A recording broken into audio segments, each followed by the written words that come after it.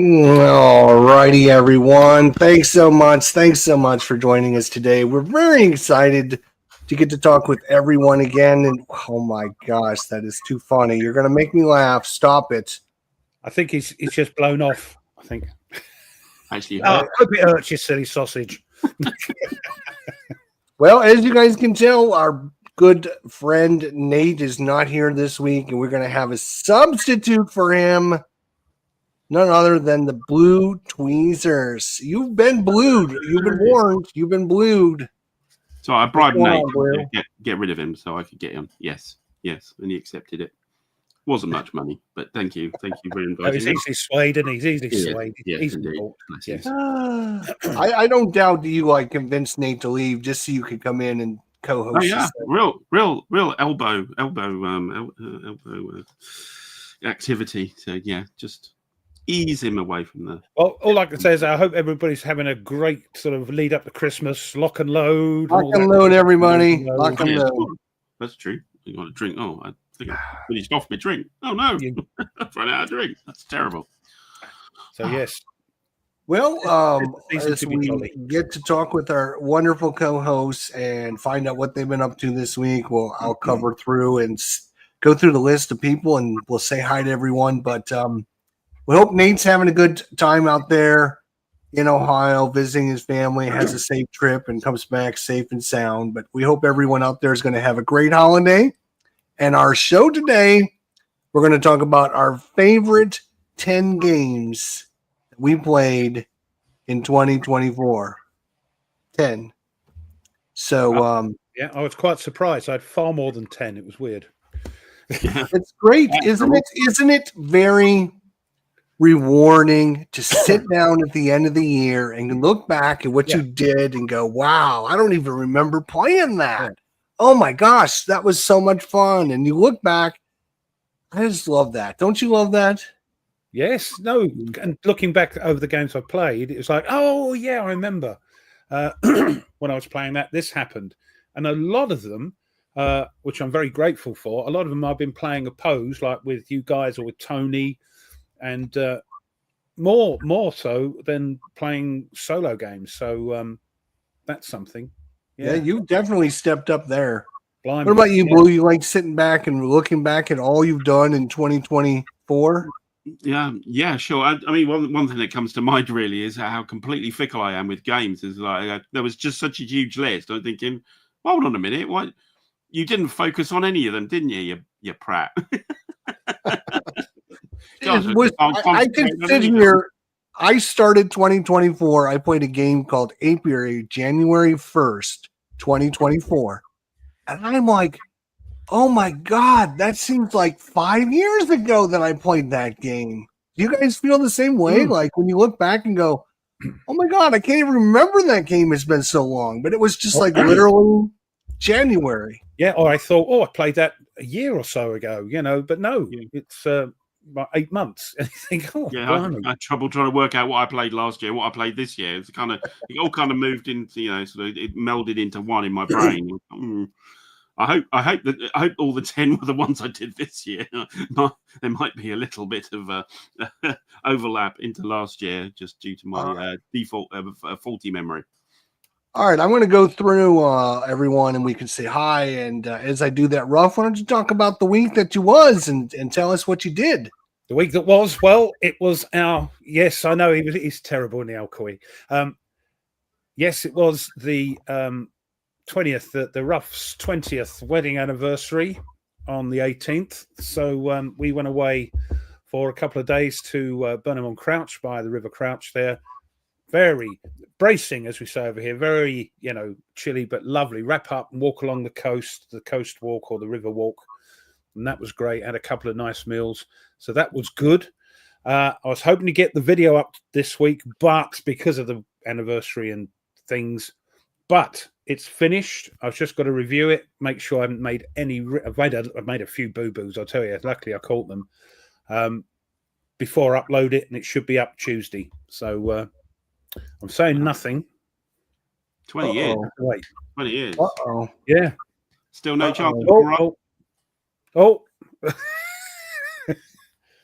Yeah, we've been together actually a quarter of a century, but married for proper 20 years. Good grief.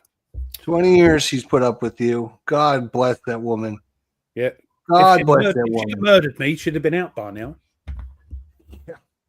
Yeah, exactly. That's what I was thinking.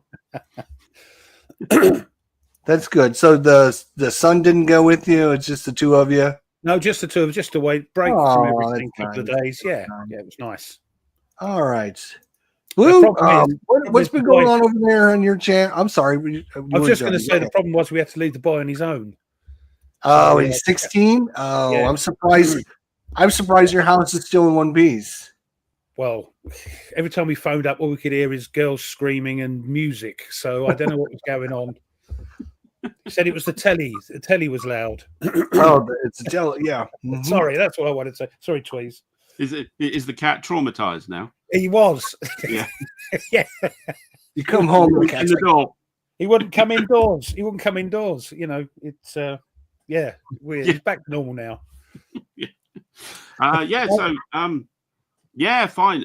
Yeah, been busy with lots and lots of different things. So we've been doing a few live streams. I didn't do one this week because it was kind of, I was in the. It's the week of the Christmas parties, isn't it? You got a work Christmas party, then you got some relatives Christmas party and friends Christmas. Yeah, and so you kind of it just gets you just get sort of restaurants throwing turkey at you and drinking a lot, and so it's been a little thin. I've been slightly diverted by that, but yeah, I've still got Purple Haze on the table at the moment.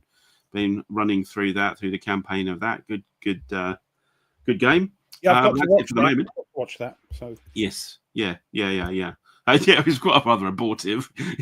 Purple Haze, huh? Every time I do a live stream on a solo game, it kind of ends very quickly. Yeah, I did it with Mr. President and got fired twice. You didn't throw it across the table or across the room, huh?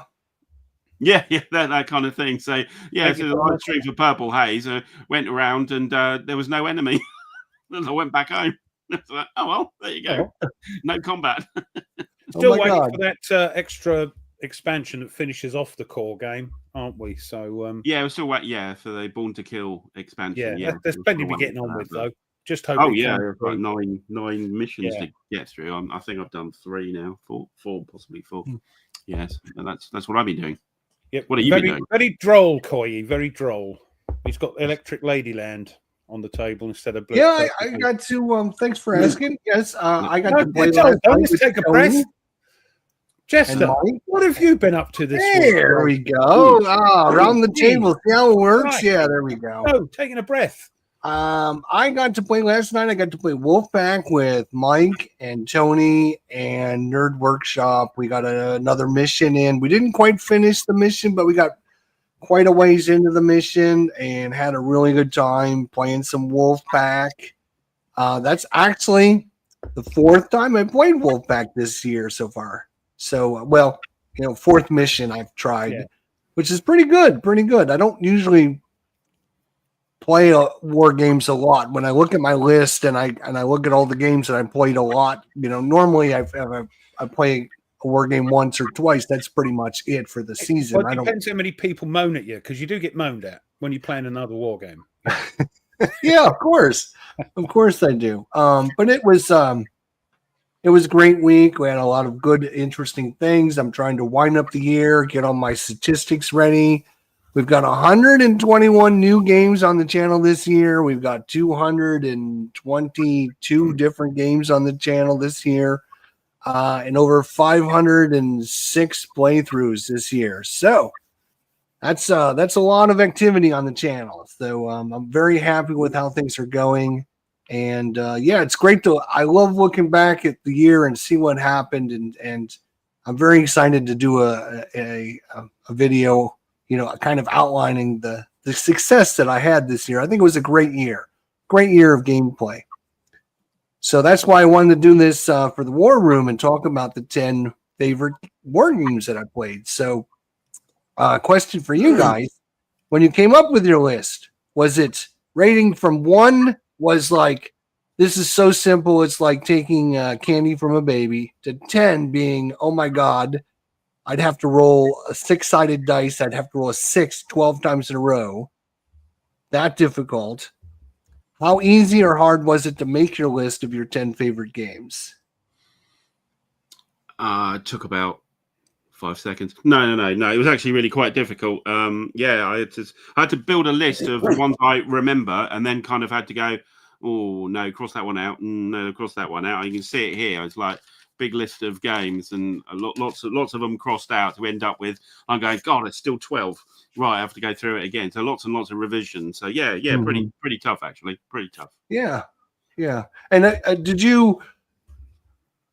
We didn't specifically say this to everyone, like, pick your favorite 10. Did you pick out your favorite 10, or you just pick out the 10 that you played the most, or how did you determine your favorite? Okay. Oh yeah. What about you, Ruff? How easy or hard was it for you? Well, I made the list, and I was quite surprised how many I've played. See, scribbled out there, and I had far more than 10, and it was quite hard. Normally I just say, here's 10 or whatever we're talking about, best 5, best 10 of, but I've actually tried to put them in order of sort of chuckability, the chuckly, fantastically fun bits. And that was really hard. And I just want to say, the one at the bottom of the list doesn't mean they're no good. It just means, it's blooming hard. So, yeah, that's how I've done it. I've done it in order of fun's the wrong word, because they're all fun, but you know what I mean. Yeah. And some have special memories as well. Your favorites. You're going with your favorites, number one. Yeah, I got it. Yeah, that's what we kind of wanted. We kind of wanted your favorite of the, of everything. The best of the year. Ones that you enjoyed the most. It wasn't, the ones you played the most. It was the ones you liked the most. So, yeah. And I found it, again, rating it from 1 to 10. I found it about an 8 or 9 in difficulty, because I'm like you guys. I'm like scratching ones off, and I'm like, no, I think I like this one, and then I take it off the list, and I'm like, no, it's got to go on the list. Well, one of these other ones got to come off the list then. Which one are you going to take off the list? It was pretty hard. Pretty hard, but fun. It was fun. Yeah, it was definitely. It's nice. My final list has got a mix of old favorites and new stuff, some from this year, so which sort of bodes well for the games that are coming out. If I've these new ones, I've gone, yeah, actually I really enjoyed that in comparison to some of the old. So yeah, it's a nice mix. Nice. Coy whittled it down to 24 favorite ones. Wow, that's nice. Tim there played 28 war games this year. That's very, very good. Nordic is at 25 games this year. That's very good as well. That's cool. Yeah, that's awesome. 28. Great to see. So if you missed you in the chat, hello to everyone. Thanks for saying hi. So you know what it's like. It's awkward trying to catch everybody in the chat. Yes, Mike. I'm not going to spoil how it went yesterday, but if you watched the playthrough last time I played, my ship was on the bottom of the ocean, and I was not having a very good time. All I'm going to say for yesterday's playthrough was I was having a great time, and Mike was not having a great time. So Mike did a jester. Mike did. He made some poor decisions, and literally my U-boat is in the middle of all these ships, and I'm looking around like, where are all my teammates? And there's nobody to be found. So I don't know what's going on. So check out the playthrough over on Tony's channel. So that's good. And then I hear Ruff, you and Tony have got some stuff coming up here.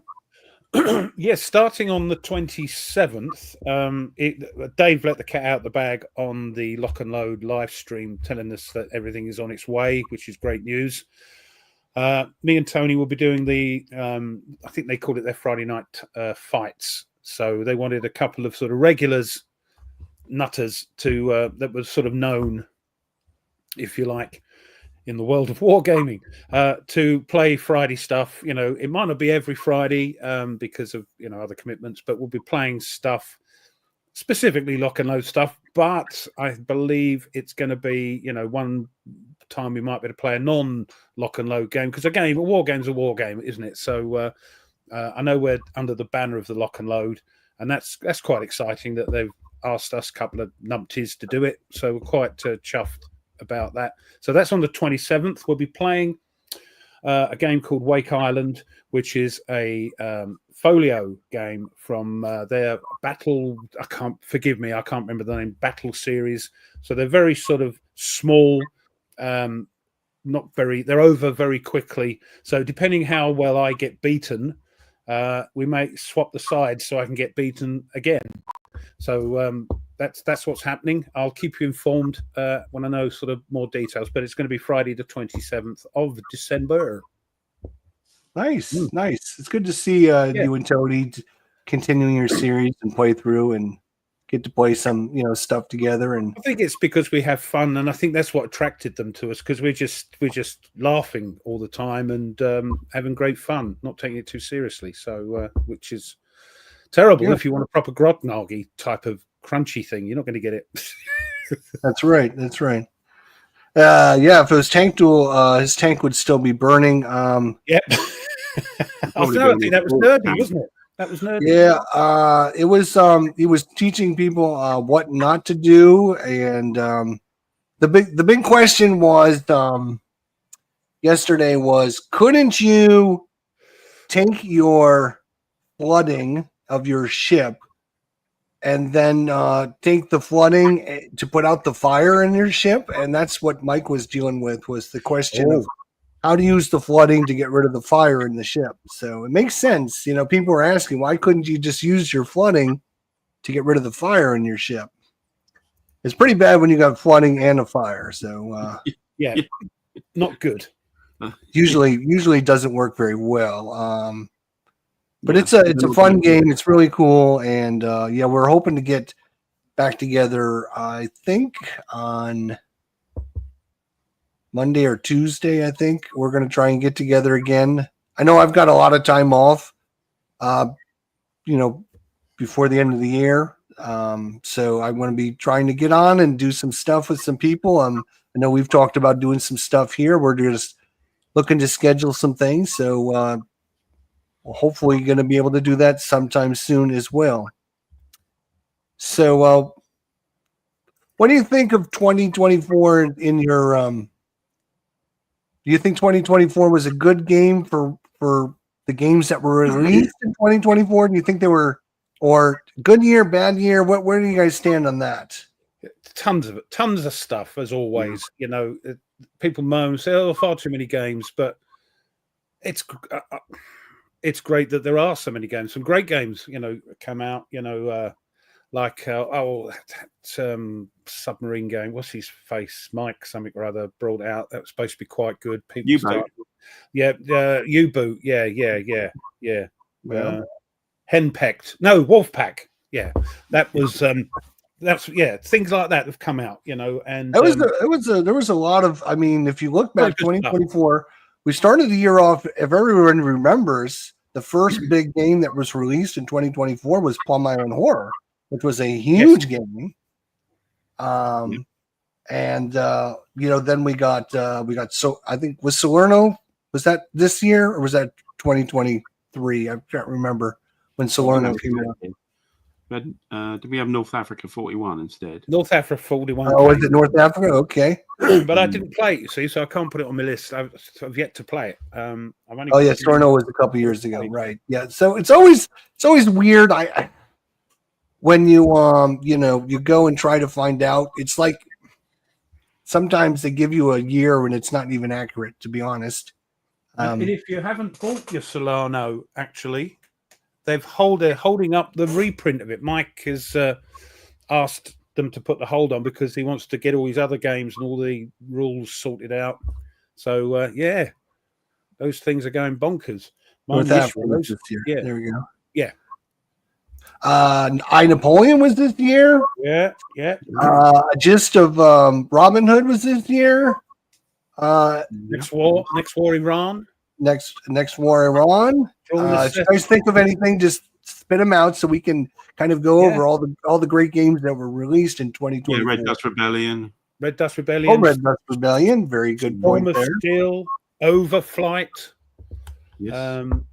Did Lysander come out? Thomas released 2 or 3 that year. Drone game. A game of drones. Game of Drones, yes. Yep. Mm-hmm.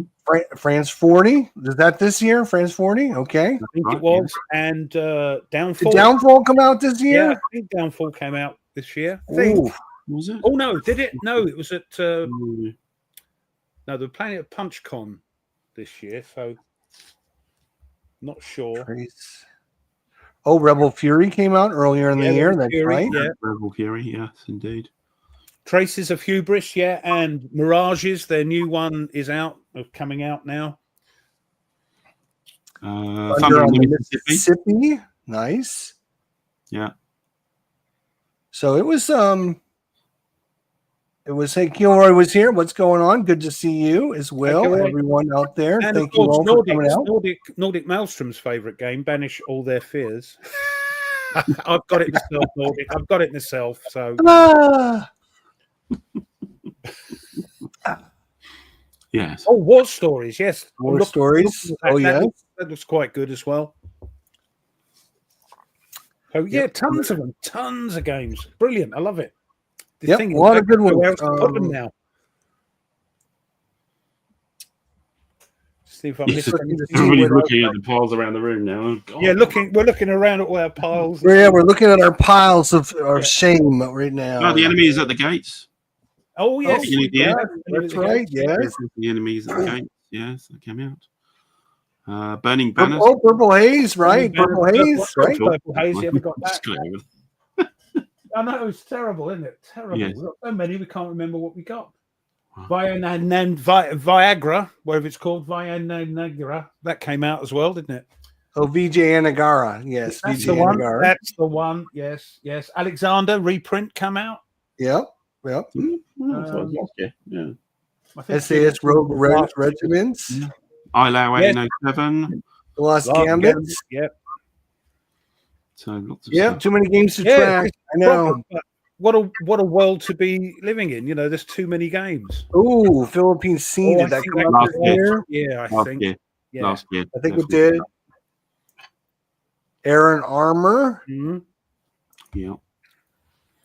So yeah. So 2024 was it was a good year. It was a great year to be playing some games and a lot of good stuff. And we've done some episodes just a couple episodes ago where we talked about the evolution of wargaming and what they've done better in the last 20 years. And that was a really good episode to hear everyone's thoughts about that. Stuka Leader, I think, was this year or last year? I can't remember. Oh, Russian Besieged. Was that released this year? Warfighter Vietnam. I still haven't seen that one. Yep. Yeah. ILAO, yeah. Mentioned that. Yeah, mentioned that. Indeed. Yes. So tons. You're so lucky. Nothing, it's a drop in the ocean compared to like board games, but it's too many almost, isn't it? I mean, you just can't keep up. Yeah. So, can't keep Problem is, I got most of them.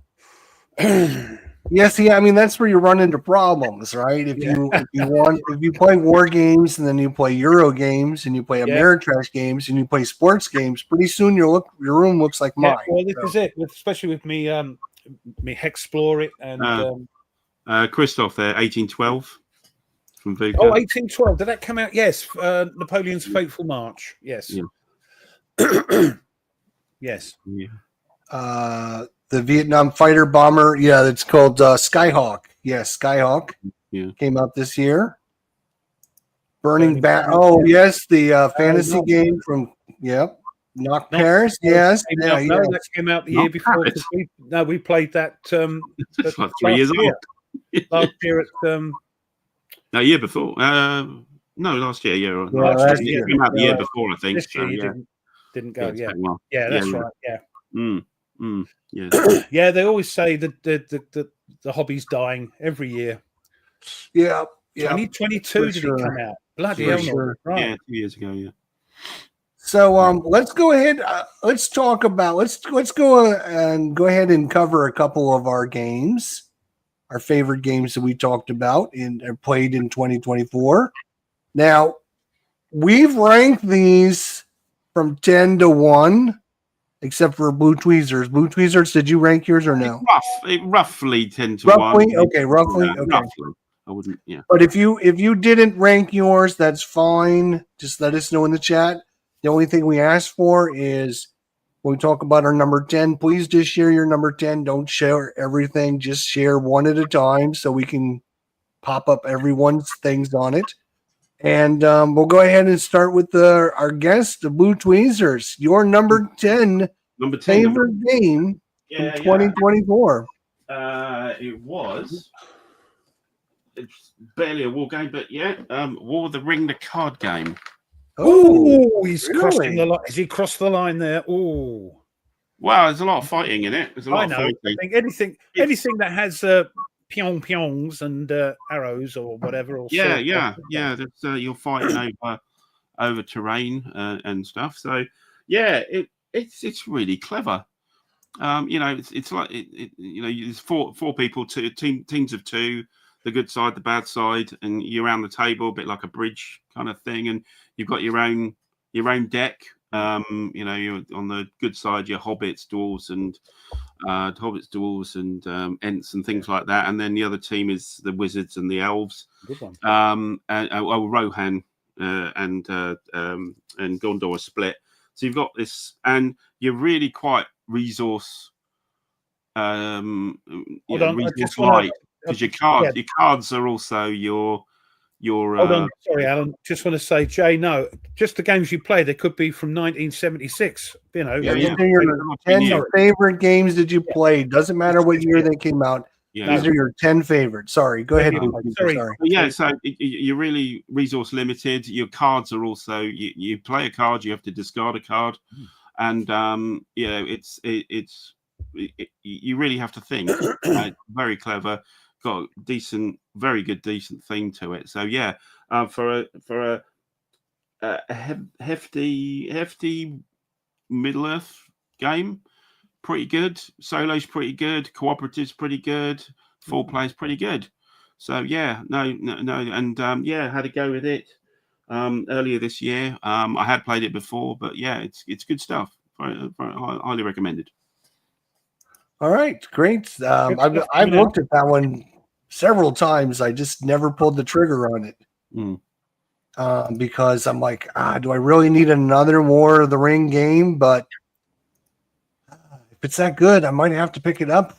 Don't encourage him, Tweez. For goodness sake. All right, what about you, Ruff? What is your number 10? Favorite game that you played? I just want to say that I've ranked them, but it doesn't mean to say that the one at number 10 is cruddy compared to number 1. It's just, let me show you. They're all good. They're all good, aren't they? But the first one is Last 100 Yards, Russian Front. Played this with Tony, with Mike as a sort of rules king, letting us know. The reason it's not higher is that I had great fun, but it's a game I've still got to get my head around, so I'm not comfortable with because I've only played it online with Tony. Thoroughly enjoyed it, but it's a game I'm not confident to get out and play without me slogging through the rules again. So, but it's great. The maps are great. The counters are great, and I've got them all. And you've got the British one coming out very soon. Tweez isn't sure. Because he bought the core game, I think, didn't you? And the first two, Airborne, basic one, and the Airborne, yeah. So you're not sure yet, are you? You're not sure. No. I'm going to go back to it, but initially I went, not sure about this. It's different. That's what I liked about it. But again, that's why it's number 10 because I couldn't get it out and play it. Somebody said, let's have a game of last 100 yards. The reason I got it was actually for the Russian front. So. Right. I bought the first ones because you need the first ones to be able to play the Russian front. So it was on the GMT sale. I didn't have anything better to spend my slots on, so I went go for that. But I haven't got the Russian front, but I wanted to do the basics first. Yeah, no, that's fair enough. Fair enough. Well, believe it or not, they're coming out with expansion 5. Is that right? Expansion 5 coming out? The next one, expansion 5? The English one. The English one's coming out. The British and Commonwealth one. British one? That's expansion 4, right?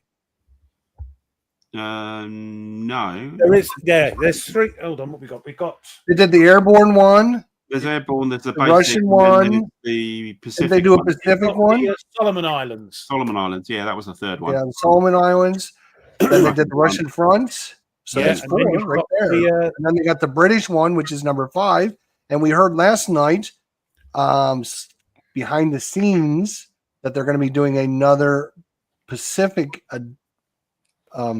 expansion-y thing, expansion one for it's coming up next. So keep your eyes out for that one. Yeah. And Mike said it looks like we're going to play this game again. So yeah, it's great. Yeah. My number, let's see here. I got to. What was your number 10, Jester? Hey, I'm glad you would ask. That is so nice. Let me. My number 10 is Battle Cry. I finally picked this up this year, and it was pretty reasonably priced. It's been kind of really expensive, like $100 expensive. I ended up getting a copy for I think it was like $35, $40. I was like, for $35, $40, I'll pick it up. It's quite an oldie but goodie, isn't it? It's an oldie but a goodie, I think. It was really good. The scenario I played, the Union was ahead 5-1, and the Confederates came back and won 6-5. So it was that kind of game where it was like, one side's gonna win. It's game over, and then the other side came back all the way and won. So I was like, wow, I'm really impressed. Because normally when one team gets out to a 5-1 lead, it's like, it's GG, game over. Shake hands, thanks for playing. But it was a great scenario, and it was a great time playing it. So I really had a good time with that one. Battle Cry, my number 10. Ooh, right. Good stuff. And this is the first time I ever played it. Obviously, it's based on the Commands and Colors system. Oh, I didn't know that. Altus Combat! Exclamation points. Yes, Mark, exclamation mark. Say it properly. Oh, I'm sorry, exclamation mark. That's the way. That's it. Yeah, get you there. Let's see if I missed anybody else. Lower Gamer. What's going on? Good to see you, my friend. Happy holidays to you and your family. Hope all is well. So let's go with our number 9s. Number 9. Back to me again. Number 9. That's you, Boo Tweezers. Number 9, everyone. Your number 9 favorite war game that you played. I still try and keep the shrink wrap on the lid when I get games. And sometimes it just comes off, and sometimes it sticks. GMT is very good at this, and this is a GMT game. So hopefully you can see it. But it is Napoleon. Third race game from GMT. I wish I could win the damn thing. It's pretty much a card game, but it really teaches you about the guy, what he had to do. It is a bit sudden death where you get a series of dice rolls which are not very favourable, and that's kind of game end. But that's the sort of solo thing it is. But it's very colourful. You learn to hate Nelson, which for a Brit is quite difficult. Terrible. No. I know. And the other thing is you agonise whether you want to marry Desiree Clary or Josephine. And it's actually a difficult decision. And I haven't seen that in a war game before. So, getting married. That's something. So, very good. Lots of colour. Basically a card game, but there's lots of stuff in the cards. It's not that difficult to play. You just got to get it a little bit right in the head, and it's very straightforward. Pretty good. Good production. Yeah, very nice. I think it teaches you so much about the difficulties of ruling anything, where you have to make decisions on your military and your personal life and everything, and it shows you it's not easy. Just like Mr. President. I thought Mr. President was going to be the same thing. And it's like, it's not just counters and numbers and stuff. It's like, oh my God, I could do this or I could do this. What am I going to do? Oh my God. And it makes you think about all those tough decisions that you need to make. Yeah, but there's not as much stuff like Mr. President. How it's that's kind of kitchen sink. There's everything in that box. This is much more streamlined, and so it's much more accessible. So you can kind of knock it out. You go, oh, I've got a couple of hours. Let's try. Oh, look, I got beaten by the Austrians again. Again, yeah, he's turning in his grave when you play this, Tweez. You know that, don't you? I know, yeah, it's terrible. I think the design was. I kind of lost as the general. Then I got to become the consul, and I lost then. Then I got to be the consul for life, and then I lost then, and finally got to be emperor, and then immediately lost then. So it's kind of I'm getting progress on it. Yeah, good. I mean, I'll say I've still got to play mine. Good choice, Jay. All right, Ruff. What about your favorite number 9 game? Well, again, it's the game I played, not the system itself, but we played again with Tony because he wanted to play it, and I suggested it. Is a bit of GBOH, the Devil's Horseman. Now, this came out in 2004, and the reason it's not higher up is purely because it's a 2004 rulebook, which isn't. I mean, I think it's about 20 pages, 24 pages in this. The new rulebooks are, much more than that. Mm-hmm. It's showing its age. It needs a revamp, I think, and needs a redo. Thoroughly enjoyed it. Great fun where you can sort of get the old enemy, to chase you, and then you can turn and looks like you're being scared. Off you go, and then you suddenly come back and attack them. So there's that sort of going on in that. Which is another couple of the GBOH games. But yeah, thoroughly enjoyed it. I do like my GBH. Again, it's a system I'm not 100% comfortable with. So that's why it's a bit low down. But yeah, thoroughly enjoyed a bit of GBOH this year. It's a good one. Great series. Yeah. Definitely a nice commitment. There's the Comet Commander Pacific from Tim. Nice going there. I like that. Good to see. All right, my number 9 favorite game. I don't play a lot of games face to face. I don't play, most of my games that play are solitaire. So when I do play a game that's face to face, it kind of sticks out and it's kind of a little more memorable and stuff. You guys know it. It's just. You get that interaction. You have a better time to laugh. And when I went back to Columbus this year for Buckeye Game Fest, one of my buddies, we sat down, we played a couple war games. I know it's crazy, but we did.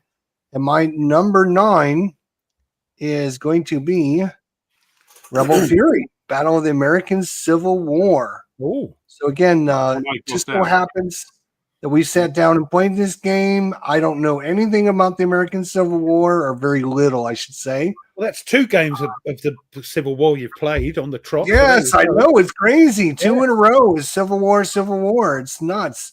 But I thought this is a really cool design. It is less about the battles. It's more about the management of stuff, if that makes sense. So if you're into more of the if you're into more shooting and firing and killing things, this might not be the game for you. But if you want to find out more about the logistics and the movement and the it's more territory, I'm sorry?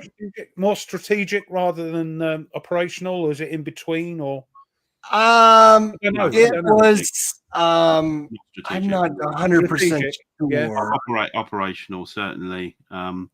Bordering on strategic, but very streamlined. It's got some little quirky mechanics which work very well. But yes, it was on my list, but I did do a cross out on it.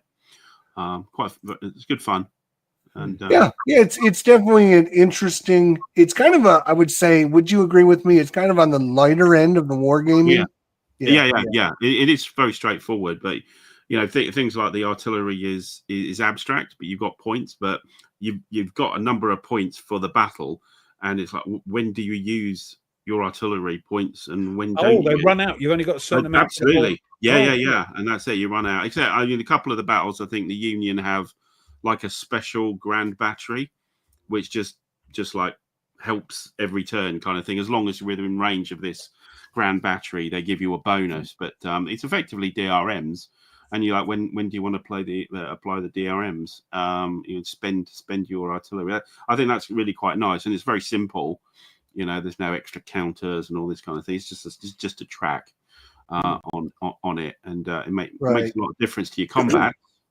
But yeah, I mean, it is kind of grand, almost not even operation, probably grand tactical, I would have said. Oh, you're well, right. Okay. Yeah, that's. I was thinking it was a little bit higher than. Well, obviously it's not tactical, but I was thinking it's, like the next kind of mini step up. Yeah. It's per battle, so you'll fight in a battle, a particular battle. There may be some off-board movement for some of them, but yeah, it really is. It's just the battle, but it doesn't get down into the sort of nitty-gritty very much. It's very much higher and lighter. So yeah, it's certainly the lighter side. It's been very well received, isn't it? So, and they're on the second reprint already. John, I had Gettysburg C3I Gettysburg magazine version, which is what it's based on, the original one, which I didn't really like. I thought it was too abstract and not involved enough. But the Rebel Fury is different. There's more stuff in there. Not a huge amount more, but I think it's a much better product than the magazine Gettysburg myself. I was just going to reply to John Clark. John, I didn't realise there was an expansion for the Devil's Horseman. If there is one, it's probably not available because you can't get Devil's Horseman from GMT anyway. I had to buy mine. It's expensive, very expensive module. Yes. Yeah. So let's do our number 8s. We got time. Let's go ahead and do our number 8s there. Number eight. So we're actually on a bit of an old favourite here, and this would be. Oh, you do like a big nice. Particularly Origins. I played that earlier. So back in September, it was anniversary of start of World War II. So I did on the channel. I did a Wing Leader Origins scenarios, Poles versus Germans. First day of the war, first combat, and I just like it. It does what it says on the tin. It's not overcomplicated. It's fairly procedural, so you can get into it fairly well, and that sort of unique sort of side-on idea of an air game rather than top-down, where the sort of board is your altitude kind of thing. It's good. Loads and loads of scenarios, and you got some loads and loads of weird planes. Origins is kind of like all the very early planes of biplanes and Polish fighters, early ME-109s and stuff, Gloucester Gladiators and things like that. So it's a nice expansion, it's old favourite. So I'm going to like it really. And I've still got to try with it. And for the guy that designed it, whose name's gone out of my head, Lady Primicon Wood. Yes, normally does very complex aviation games. Yes. This one isn't as complex, which is unusual for one of his games. Yeah. Oh, some good games coming up. Yeah. Yeah.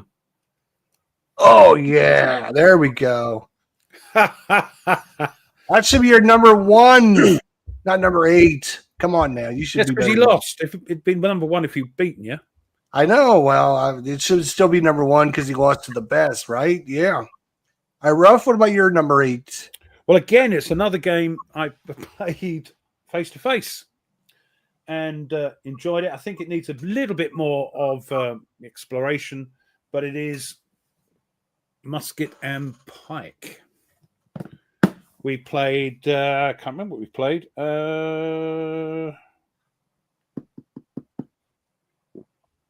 Oh well, it's gone. It's on the channel anyway. Huh? Civil War 1 or was it? One of the. Sorry, play one of the English Civil War ones. Civil Wars one, But it's chaotic.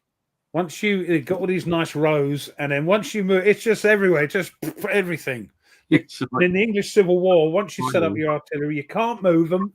So if you're pointing in the wrong direction, that's it. But it goes bonkers, which is what it was like. Because I've played sort of reenactments for the English Civil War, and once it starts, everybody just goes, and it's all over the place. Trying to get them back in order. But great fun. Recommend this. But again, needs more plays. I think Musket and Pike. Thoroughly enjoyed it. People are moaning about the counters from the original one. Mm-hmm. they reckon these are too fussy. But yeah, I like it. I like it. So there we are. Musket and Pike. Tactical game, huh?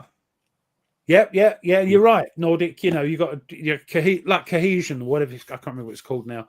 But yeah, if you get two out of it, you just can't do anything with your troops because they're all panicking, if you like, and running about, and you're trying to get them back into a sort of order so you can advance or attack again. So it was good fun. Musket and Pike, thoroughly recommend it. All right, my number. I gotta share my screen because I keep, for some reason, closing it. My number 8 is a game that I played on June 6th, so you know which one it is. It is going to be Undaunted Normandy by David Thompson. So there was actually 3 games. We were going to see several of them on the list that I played on the anniversary of D-Day this year. So Undaunted, I'm a big Undaunted fan. I like some of the system more than I like some of the other system, but I think this one is pretty decent, does a good job. Everything it does pretty decently. I would highly recommend if you're looking for a crossover game or a lighter war game, try Undaunted Normandy. It's definitely very light, very easy to play. Plays great solo. There's if you get the reinforcement package, it comes with a solo AI bot for every single scenario in all the games. So definitely get the reinforcement pack if you can. I like the Undaunted. It's good. I like it. So I'm gonna keep it. That's all that matters. You like it. That's all that matters. Yep. Number 7. Number seven. That would be. We've mentioned it already. Oh, there you go. Yeah, I've got to play mine. Mine's still in the shrink wrap. Terrible. Come on, yeah, get your act together. Yeah, solo. How much stuff is in that box? Very RPG-ish. Squad of 6. How many? How much in there did he say, Chester? How much is in the box? That's my question for you. Is the box filled with stuff, or is it just? There's a lot of stuff there. There's a lot of stuff. The board's quite small, but there's player aid cards. There's loads of counters, big counters, buckets of dice, which you probably won't notice, but they are different colors for reasons. There's a little battle board, and there's weapons. There's soldiers.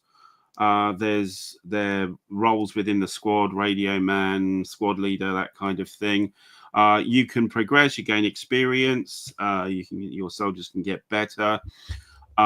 Interesting combat system where the combat is done different either side. So when you fire, you're firing at a particular target. When they fire back, you roll the dice, and your 6 guys represented by the numbers 1 to 6, and what they roll is what they hit. So you tend to get a kind of general damage put on you, but you tend to take them out individually. Interesting damage system. So you've got to take a number of damage, then you get a wound card, and that wound card could be something like a flesh wound, which affects your stats a little bit, or it could be dead. So you don't know what's going to happen once you reach that damage limit. You've also got a bit like Cthulhu. You've got the equivalent of sanity. So you've got stress, and you can get the equivalent. You get what's known as conditions, and those hang about, and they're pretty bad. And there's lots in the box. Man. It's pretty good solo experience. Nice missions. You got expansions with extra missions. You did say to me it's got a Euro-y feel to it. It is Euro-y. It's probably something like Undaunted. It has. I think it has. I haven't played Undaunted, but it kind of has that kind of level. It's not. I'm not saying the mechanics are the same at all, but it's kind of that level where you're doing things. But no, I'd say it's a heavy and much more well-resourced version of Ambush. There's sort of program. Yeah, there's booklets with paragraphs and things. Like that. So yeah, it's good game. Quite impressed with it. Yeah, that's my number 7. All right, Ruff. What about your number 7 here? Yeah, I've got the 6th Fleet. Tim, still got to get that out and get jiggy with it, as they say. Played this a lot, not just last year, but I've played this a lot. It's one of my favourite dice chuckers for war games. And me and Tony played it again, and we played Nations at War. Nice. Great game. Not very hard to play. You don't need any combat result tables because everything is on the counter. It is a dice chucker, and I do love a dice chucker. But tactics in it and everything else. So we had great fun with this, and I've had great fun in the past. I did a playthrough of White Star Rising, which is the which is the sort of American and British. There's a couple of British ones in there, but this, of course, is the baddies, the Germans against the baddies, the Soviets. So good game. Enjoyed it immensely. So again, if you can get it, it's supposed to be updated, but it's been put off for years and years now. But you can still pick these up. There's 3 in the series. So the only one I haven't got is the Desert War. But yeah, recommend it. Dice, if you like, dice chuckers. And it is, you grab a handful of dice, depending who you're fighting and who what you're using. But yeah, it's great. I love it. It's very similar to World at War 85. They've used the same sort of system, a bit more complex in World at War 85, but it's, if you can play this, you're well on the way to understanding World at War 85. So, yep, Nations at War. Very good. My number 7 yeah, is going to be Command and Colors Samurai Battles. Again, another game based upon the Commands and Colors system. The Samurai I find really cool because it throws in this extra layer of not only are you keeping track of like your cards as resources, but you got this chi as another resource that you can use for these other special cards that you get. So it's kind of adds a little bit more kind of a flavor to it. It gives those Japanese, vibe. You definitely get the samurai vibe with that. What's going on? I mean, you're not doing like magic attacks or anything, weird like that. But it definitely adds an extra layer that I enjoy. I think it's pretty cool. The scenario's very simple to understand, very simple to play through. It plays great solo, blah, blah, blah. Same thing as before. But the reason this one is a little bit higher is because it adds that extra layer of complexity with trying to, keep your cheese. You can get the special cards. At the end of your turn, you can either get a chi or get a card. And so you're always trying to, what do I want to do? I need more chi, but I need better cards. It's always a tough decision. So I like that. Samurai Battles. Excellent. That is my number 7. I actually played that, I think it was 3 or 4 times. Yeah, I remember you playing it, yeah. Yeah, it's pretty good. It plays great solo. You can solo both sides, just do your thing. All right. Yeah. Shall we take a break and go on to our subject matters for today? It's your show tonight, Jester. So up to you, my friend.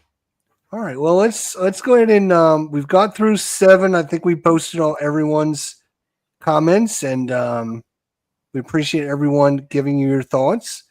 Because it's always great to see what other people are thinking and what they're playing. Yeah. And so we'll pick that up as soon as we're done with our special segment. So, Ruff, what happened in today in history? Anything? What happened today on the 21st of December? Well, it's us lot concerning your lot, and while you're there now, 1620, the Pilgrim Fathers arrived at Plymouth Rock today. in Massachusetts aboard the Mayflower. Passengers and crew. Really? Yeah, today. Yeah. In December they arrived. Wow, I would have never guessed that. Well, there you go. They didn't know. Wow. They thought it can't be any worse than it is in Britain. They should have called it December Flower, shouldn't they? They should have done Mayflower. Yes, didn't think of that. Passengers and crew increased to 103 after 2 berths on the voyage from Plymouth, England. They had originally set sail from Southampton on the 5th of August, but were beset with problems. So, of course, the best laid plans of mice and colonists, so there we go. That should have been before that. But I wanted to do that one first because it's important for you guys our cousins across the pond there. But we're coming back to 1237. The city of Ryazan is sacked by the Mongol army of Batu Khan. So we were mentioning Devil's Horseman. It's that sort of era. And this siege of Ryazan happened in Ryazan on December 1237 during the Mongol invasion of Kievan Rus.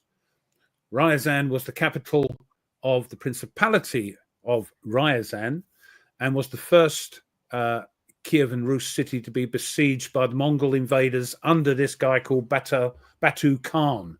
Now, this Batu Khan was a Mongol ruler and founder of this thing called the Golden Horde, a constituent of the Mughal Empire established after Genghis Khan's demise. Batu was the son of a guy called Jochi and was thus the grandson of Genghis Khan. His Ulus, or horde, ruled over Kievan Rus, Bulgaria, and the Caucasus, I'm trouble saying that, for around 250 years. So a very obscure battle I thought I'd just mention. Not played in the Devil's Horseman, but never mind. Where are we now? 1861, your Medal of Honor. A public resolution 82 containing a provision for a Navy Medal of Valor is signed into law by President Abraham Lincoln. It was the first Medal of Honor. Was for naval service. Today in 1861, the Army got theirs on July the 12th, 1862, and the Air Force got theirs on August the 10th, 1856. No, 1956. The Coast Guard, they get them as well, July the 25th, 1963, and even the Space Force get a Medal of Honor, and that was sort of invented in January the 1st, 2021. So, first Medal of Honor was a naval medal. Today, 1861. 1883, the Royal Canadian Dragoons and the Royal Canadian Regiment, the first permanent force cavalry and infantry regiments of the Canadian Army, are formed today. The Royal Canadian Dragoons, I think, are armoured divisions now, armoured brigades now. But that's when they were first formed. And here we go, the first aircraft of the evening.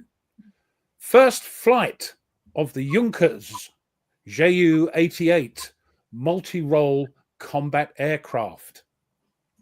So the Junkers Ju-88, the twin-engined multi-role combat aircraft designed and produced by the German aircraft manufacturer Junkers Aircraft and Motor Works.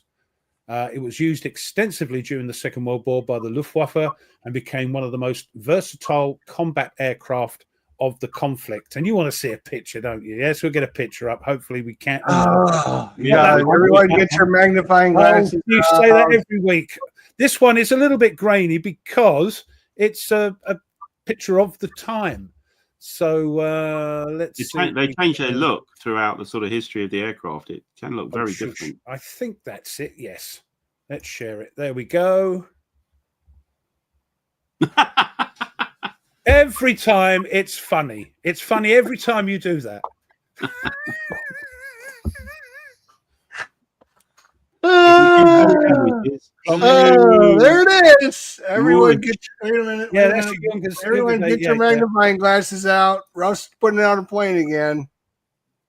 Oh, every time. I laugh every time you do that. Yeah. There it is. Look at that.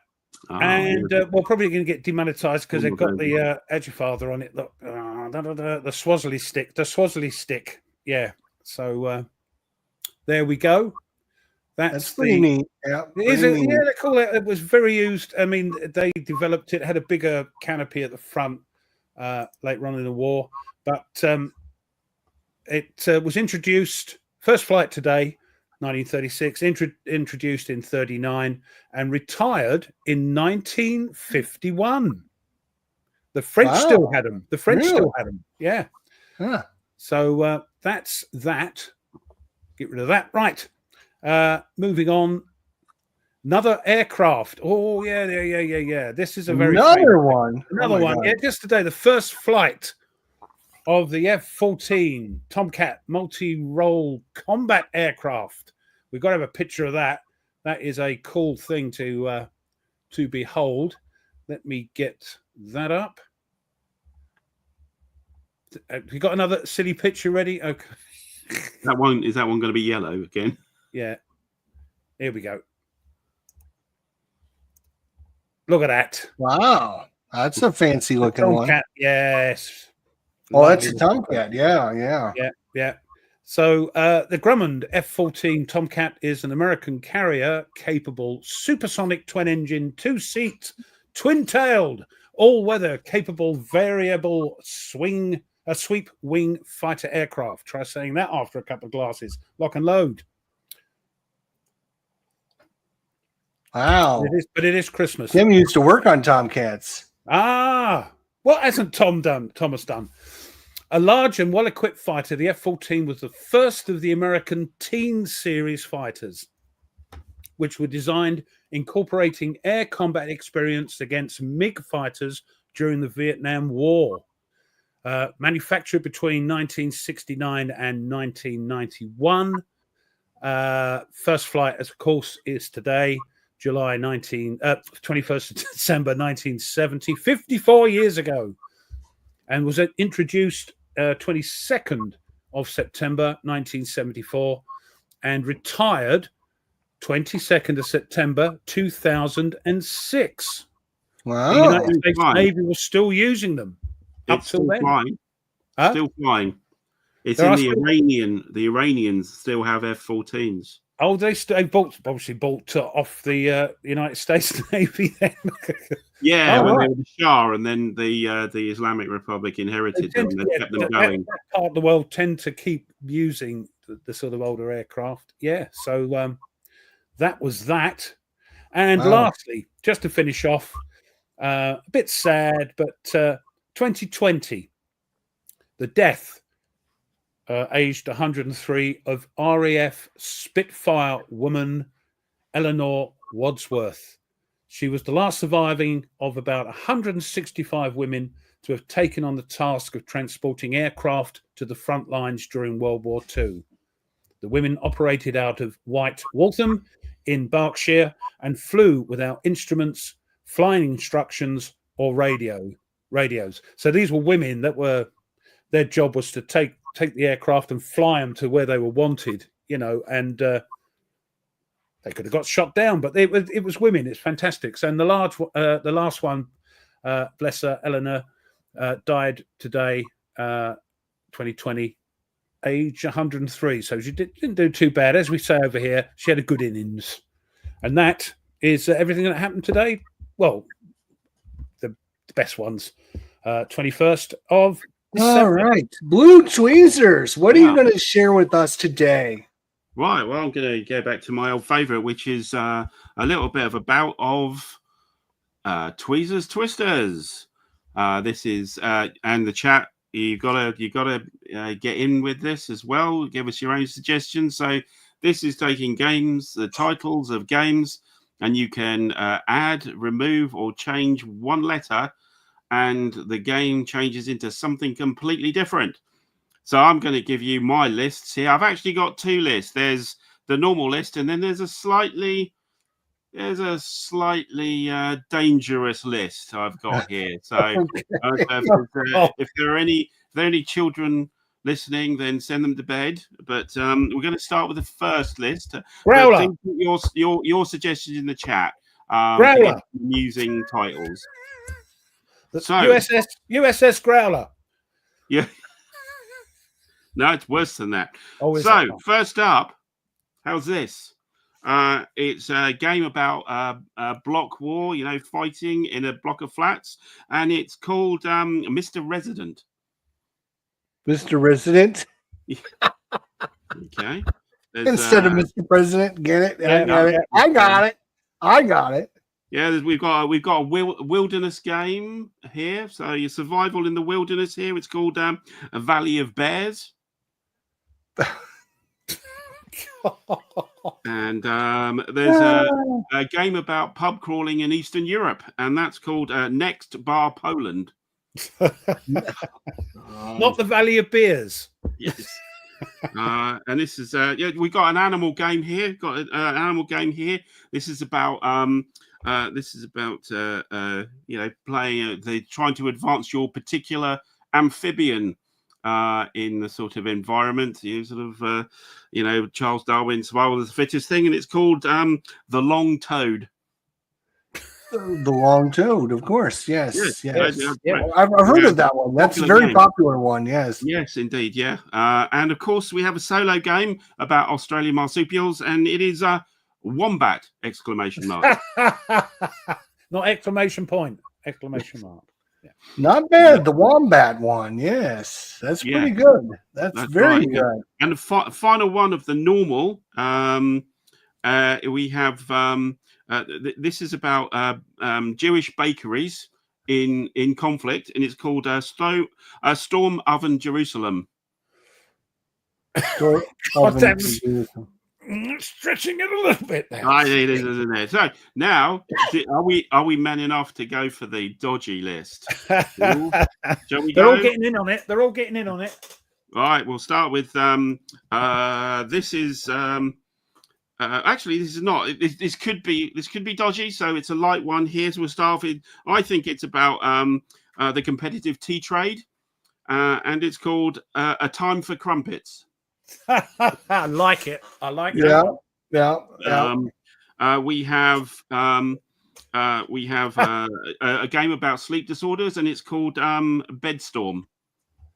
Bedstorm, yes. We saw Bed Strike, so Bedstorm is pretty good too. Yes. We have a game about boasting about conquests. That's known as the Greatest Lay. The Greatest Lay, of course. Yeah. Yes. Bit risque now. Yeah, it's getting risque now. We have. And this is I'm not really sure what this is about, but I thought it was really funny. And this is a moist, fearful sacrifice. Yes, the moistest.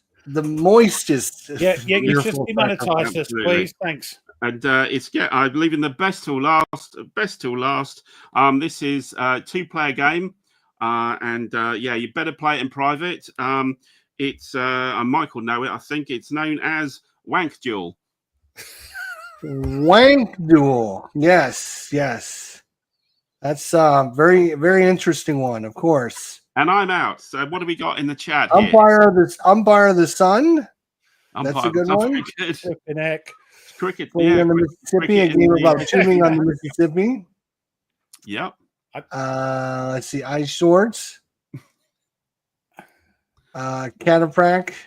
Cataphract. Flame of Drones. All right. Yeah. We have the Pole and Pike, a game about fishing. Very good. Skies Above Pool. So that's a good one. Yeah. We got the Bed Strike. It could be Skies Above Pool. It's a nice place in England. Empire of the Sin, of course. That's always a very, very popular one. The Empire of the Sin. A dodgy one, yes. Oh, yes.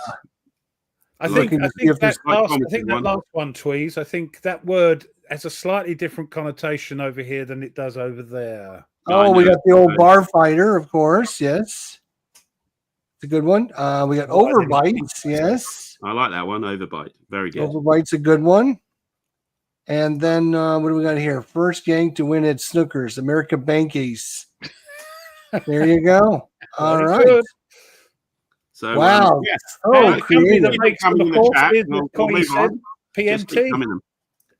The company Very creative, guys. Very creative. All righty. Very good. Keep them coming. We are now down to, believe it or not, I started this months and months ago where I started counting down the top 500 war games of all time. We're now into the top 100. So these are the best of the best. Supposed to be the best of the best. So we shall see what you guys think of our top 100 board games of all time. I have to share my screen here. Sorry, number 100 is probably one of the worst games in existence. And once you see the name, you'll know why. Aha! Oh. Yes, the Algerian-French War from 1956 to 1962. Yeah. Not an all-time classic. I don't even believe this is in the top 100. It wasn't a great war. The French couldn't even find their opponents. You know, the French were kind of because I mean, who names Algiers and Algeria is the same thing? That's ridiculous. I know. But we did get a good film out of it. We did get the Day of the Jackal out of it. Battle of Algiers is a good film as well. Oh yes, French film. Yeah, forgot about that. Yes, good one. What number 99? We're doing 2 digits now. 99. Oh, yeah, damn, we lost one. Hand in the Sea. It's a bit of a wet game. Anything about this, but it's made by Phalanx. Okay. Who's it published by? Phalanx. Oh, okay. I don't know anything about it, but it's very popular. Obviously, it's got cards. It's got cubes. It's got ships. I don't know. I don't know anything about it. I don't know. Punic War, I think it was going to say. So Hannibal against the Romans, maybe. Punic War. Number 98. Liberty Roads. Oh, that's a solo game, I think, by Hexasim. Yes. Yeah, Hexasim. Oh no, it's a 2-player game. I thought it was a those counters there. Wow, that is there's some flags on those counters, boys. Woo! Yeah, divisional symbols, aren't they? Yeah. Yeah. Man. Oh my gosh, that is very distracting, isn't it? I like being distracted. Look at them on the map. You can't even. I don't know if I can play that. That looks a bit, doesn't it? You need one of my. This doesn't pop to me. Do you think that pops for you guys? You need one of them, don't you? My stocking filler. Yeah, something.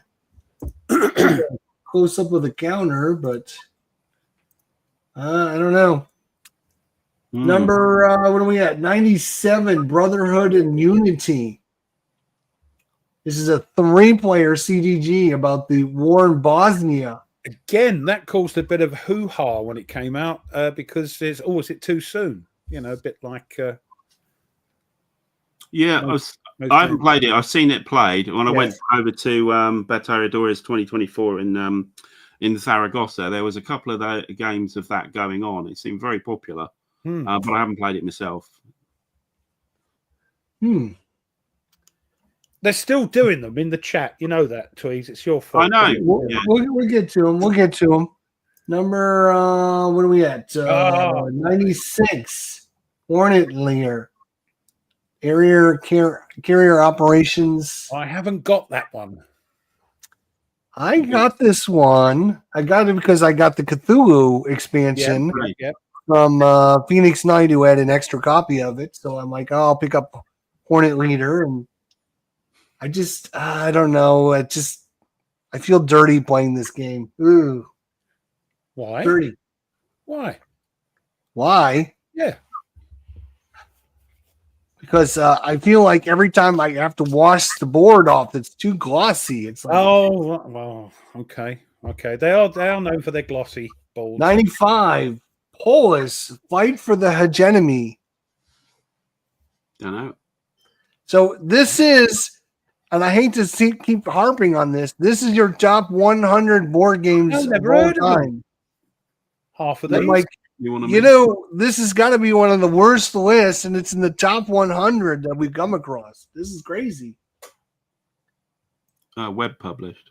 Number 94 is at least a decent game. A Victory Lost, Crisis in Ukraine, 1942 to 1943. This is a really good two-player hex encounter war game. I think it's got. I've actually played this back in the day when it first came out. Pretty decent little game. Me and my buddy played it. Yep. And it's got a very stunning cover. We talked about artwork on the front cover. I mean, very interesting. And there was the other one, Victory Game. We had the. Yeah, there was a twin game to this as well out there. Yeah, so Victory Lost to Victory Denied, I think, something like that. I can't remember, but yeah, the covers are quite. I think they're quite good.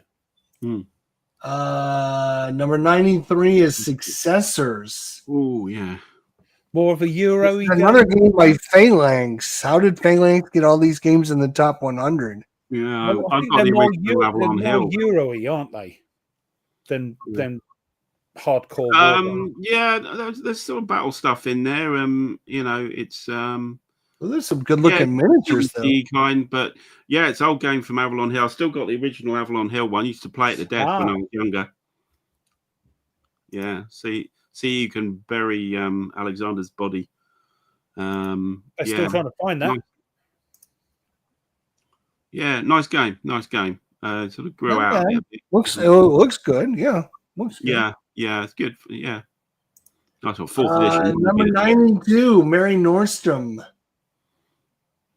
Mare Nordstrom. Yeah, that one. This is kind of another civilization type. Yeah. Game. Don't know that one. I haven't played it. I don't know much about it, but I mean, looks pretty cool. It's got some pretty cool minis. So, last but not least for this week, and again, this is a terrible list for the top one. We expect you to do much better next week. Stonewall Jackson Way. Battle of Bull Run. Redeemed it at the end. Yeah, I mean, it's a good one. That's a pretty decent one. Yeah. But I would think for top 100, we would have hit after hit after hit after hit. What's up with this? Oof. Yeah. Let's hope next week's is going to be better. Let's just hope. Yeah. Better be, otherwise you're fired. Indeed. So what a victory awaits. Yes. Okay. That was the other one we had. Yes.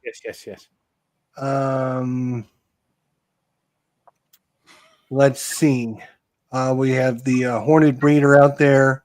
Battle of the Bungees. Like it.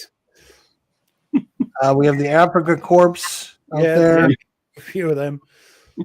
Okay. Let's see if there's anything else that I might have missed out there.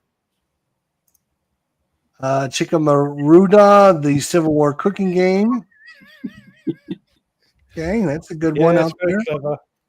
Tensuka Namamura. Yuya Nakamura. That's a Japanese designer. That's not actually a tweet. That's not actually a play on words. That's the chap's name. So I got you. All right, so we're on to our top 10 favorite games. We're down to our number 6 now, I believe. Yeah. All right, so let's pick it up and see if we can get this done in time. Right, so we've got plenty of time.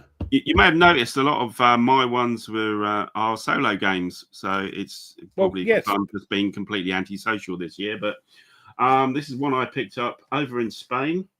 It is Operation Bullabank. Oh, that's by the guys at Snaffy Store in Sabadell in Catalonia. It's a Spanish game. Designed by Nicola Sagini, a guy who did by Stealth at Sea with DVG, the Italian submarines and stuff. So, yeah, this is a solo game, little light folio game. Very clever, very difficult to win. It's kind of like a gauntlet game. You have to start with your Danish tanks in Bosnia, and you have to get to the relief Tango 2, which is an observation post up in the hills. And on the way, you're just going to get things thrown at you by the Bosnian Serbs. And if you lose a tank, you've lost. And if you run out of time, you've lost. Oh, and it's and there's some lovely. You've got you've got artillery there. You can even get an airstrike if you're lucky. You have to be bloody lucky to get it. And it's got this lovely, unique system where you pull chits, which allow you to either move or fire either an individual tank or a platoon. But every time you pull a pair of chits, there's a matrix to tell you what you get out of it, either firing or moving. Those chits actually represent activities by the Serbs, so they tend to get more and more. They build up their lethality over the game because you're picking more and more of these chits. So the more stuff you try and do, the worse the Serbs are going to be. It's a really good game. It's very neat. There are sort of lots of little bits of chrome in there, which are lovely. Some of your vehicles have special abilities if you get them into the right place. You even have a vehicle that actually represents yourself. You're actually the commander in this armored personnel carrier, and again, you've got special abilities if you go to a particular place. So. Very nicely intermeshed. The mechanics, they're straightforward, but they mesh really, really nicely. Very good if you can pick it up. Snafu Store, they're Spanish guys. Is that the one with a very small map? Yes. Yeah. It's like, literally a point. Yeah. Yes. It's sort of point to point. You've basically got a road. You've got to go from one city to along a sort of single track to another city and then up to Tango 2. I think if it's the same game, that there's a YouTuber, something Salt Lamp has done if you look, I don't know, I can't remember his name, but I think Salt Lamp is in it because he's got a salt lamp at the back of him. Okay. Has done a sort of not playthrough, but an explanation of how the game works and that sort of thing. And I thought, I did one on my channel. I actually won. That does look interesting. Yeah, I actually won it, and I actually had I had the publisher, I had the designer, and I had the graphics designer, Nicholas Escoby, on the channel giving me tips and stuff, and I actually won the game, and I was really impressed actually. They know how to cheat. You see, they know how to cheat. It's a tough solo game, but if you can get it, I'm not sure over the pond. It's easy to get from Snafu Store. They don't send them out to stores and stuff. You have to order them direct from them. They will always have stock because they basically they reorder if they get low. They'll always have stock of these all of their games. Nice bunch of people north of Barcelona. It's basically a game shop, isn't it? Where they design stuff. They sell games. It's a game shop, but it's also got a club at the back, and then a couple of guys there, Oscar and Ivan. Just do these. You may have seen previous games. 10 minutes. No. What the hell is that? Was the game called? Equatorial Clash. There's the Malami game. 12 minutes to die or something like that. So they're all folio games. Not very expensive. Wonderful quality in the game. The map design is lovely. Looks very pretty. Very nicely done for a little small game company. Yeah, I've highly recommended. Yeah, I was really impressed. With it. Really impressed.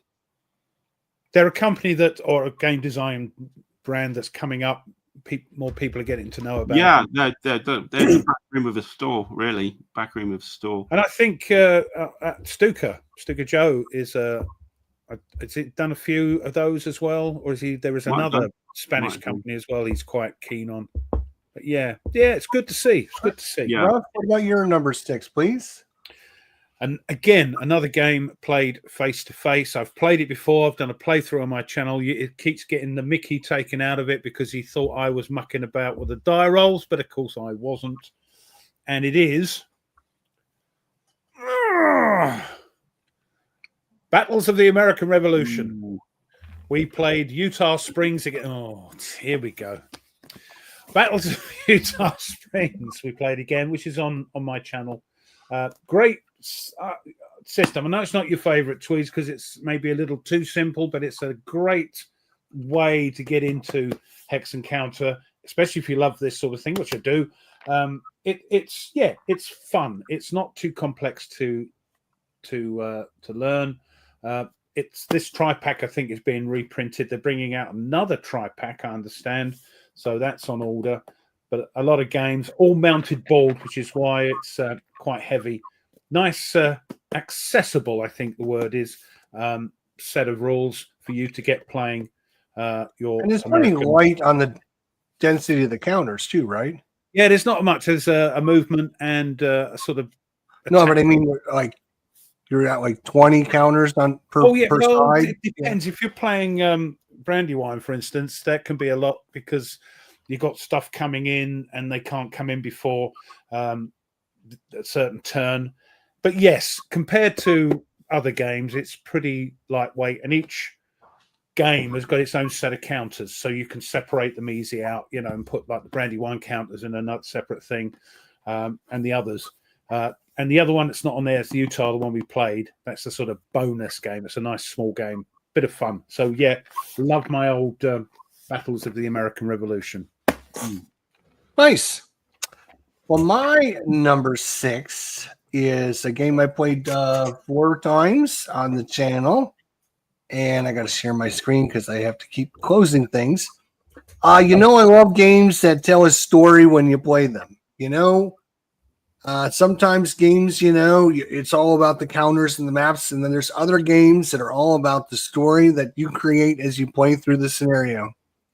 And for some reason, I got clicked on the wrong thing. We'll share it. There we go. Skyhawk Rolling Thunder, 1966.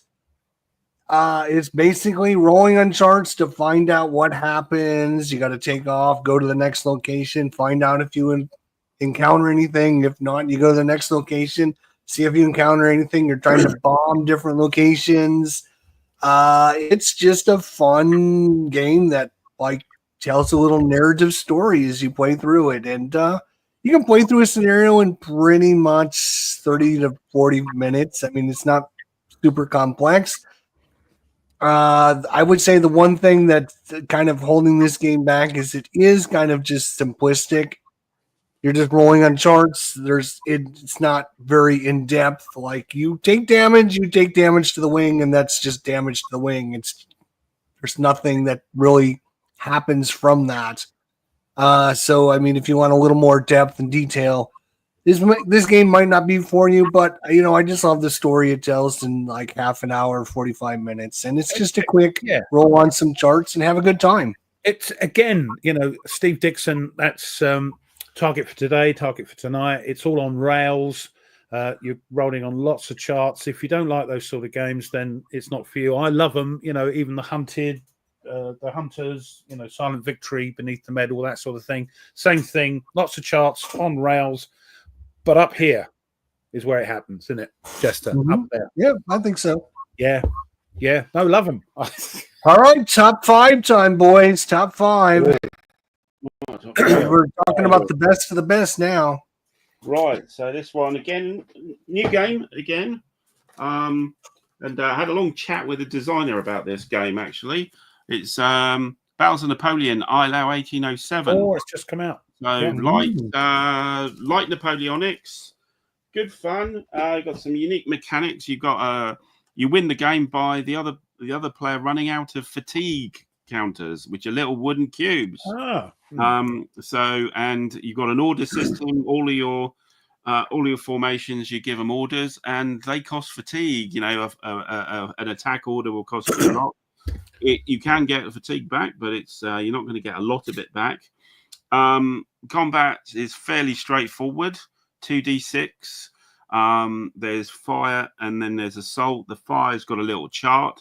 You hardly ever hit, to be honest. And then there's the assault, which is effectively 2d6. You've got a few DRMs, and it's whether you get 6 or less, and the other person has to lose a step and run away. So it's very very accessible, looks lovely, maps really, really good. In fact, if you kickstarted it, they actually sent you a printing of the designer. They actually did the battle map. So it's actually like a sort of old old style engraving type map that came with it in a sort of cylinder through the post, which was very nice. Wow, that's awesome! Yeah, it's nice. It's nice. It has had some rules issues, but the designer, he's also he runs Sound of Drums, which is the company. Very accessible. Always trying to improve. They're going to come out with another game sometime next year, we think, which is going to be 2 battles together. It's nice. Very, very close to the same sort of level as the Hexasim Last Eagles, First Eagles, Legal Eagles kind of series of games. Same kind of complexity, much less than the Labatizer. It's much more accessible. But like the game, like the level, like the complexity. It's good fun. It really is good fun.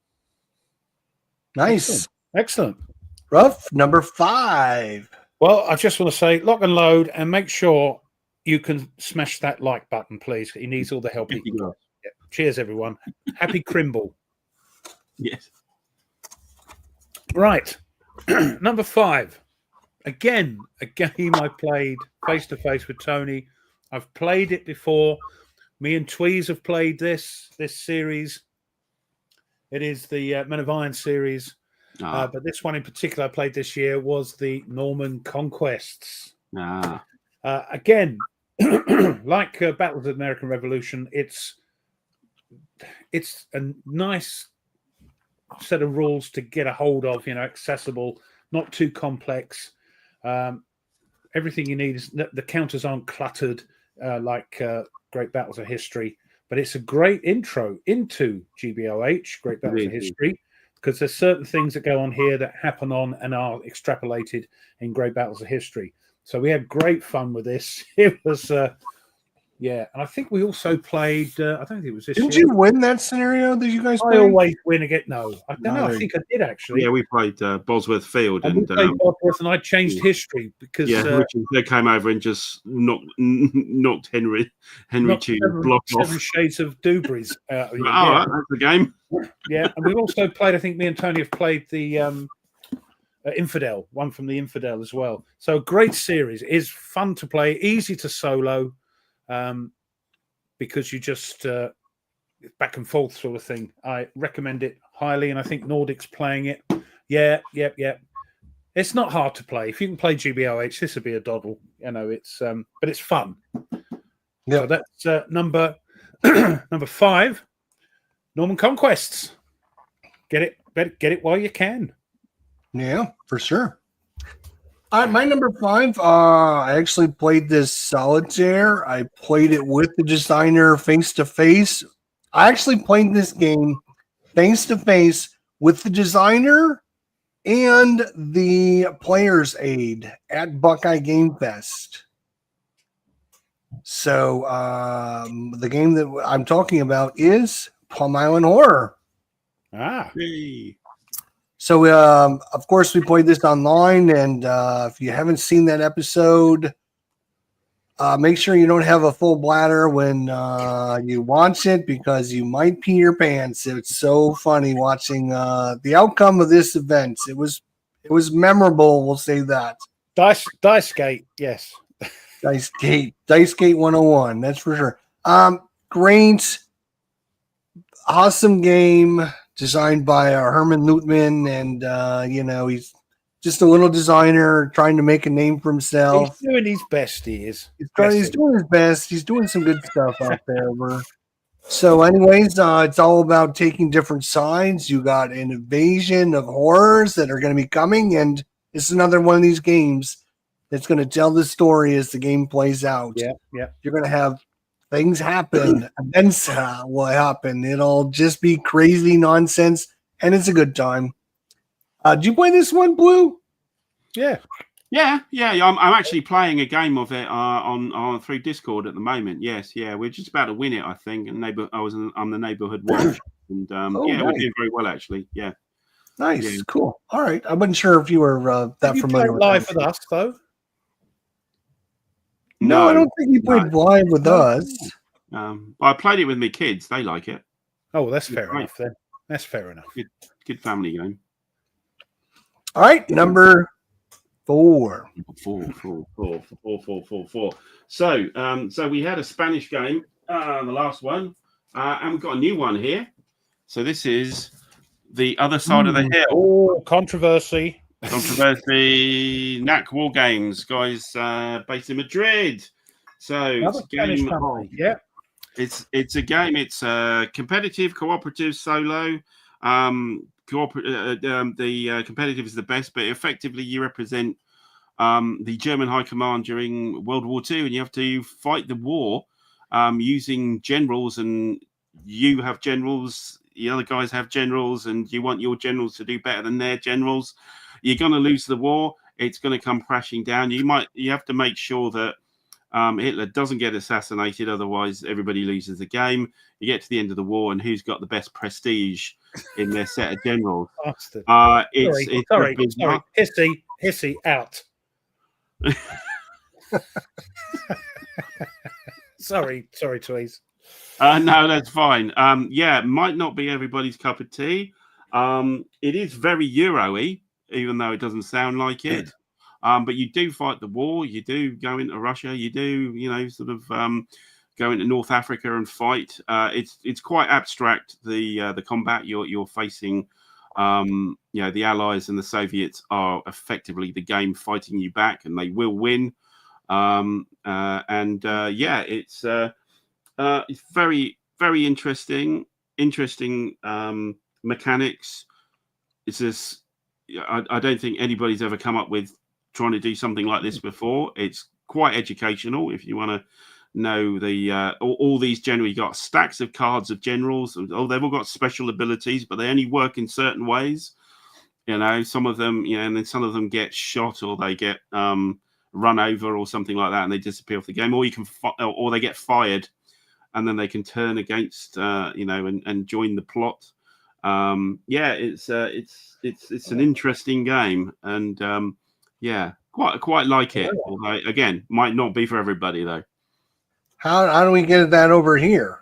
It should be again a small Spanish publisher. It's very lovely components on it, by the way. Lovely components. Just finished the Kickstarter, so I think they're going to have the stock NAC Wargames. NAC Wargames are the and again it's a small company in Spain, so you'd have to go directly to them. Contact them, see what they say. Yeah. See what the charges are. Shipping. Look them up. They do other games. What you find in Spain is you've got a lot of little manufacturers, but what they actually do is they take a lot of games from MMP, GMT, DVG, etc., and they produce Spanish language versions of them. But alongside them, they then produce their own little games as well. And this is both Snafu Store and NAC Wargames. Good example. There's oodles of them.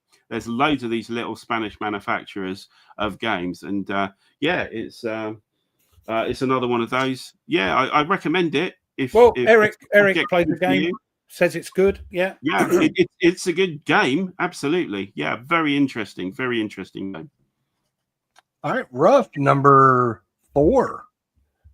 Weird one. This played it when it was in its prototype version with you guys and had a great time, and then we played it again in its sort of finished state, and it was actually a completely different game, but just as fun. I haven't even got it out the shrink wrap yet, but I'm dying to give it a go properly, and it's in the list because we played it live, and it is, of course, Mike Butterjelly's Wolfpack. I can't wait to give this a go and play it. Playing it with Nate and yourself and me and Mike, it was great fun. If not only to see you sink slowly to the bottom, never to be seen again, which was good fun. But yeah, it's weird because I haven't actually got it out and played it, but I've played it live with the designer and you guys.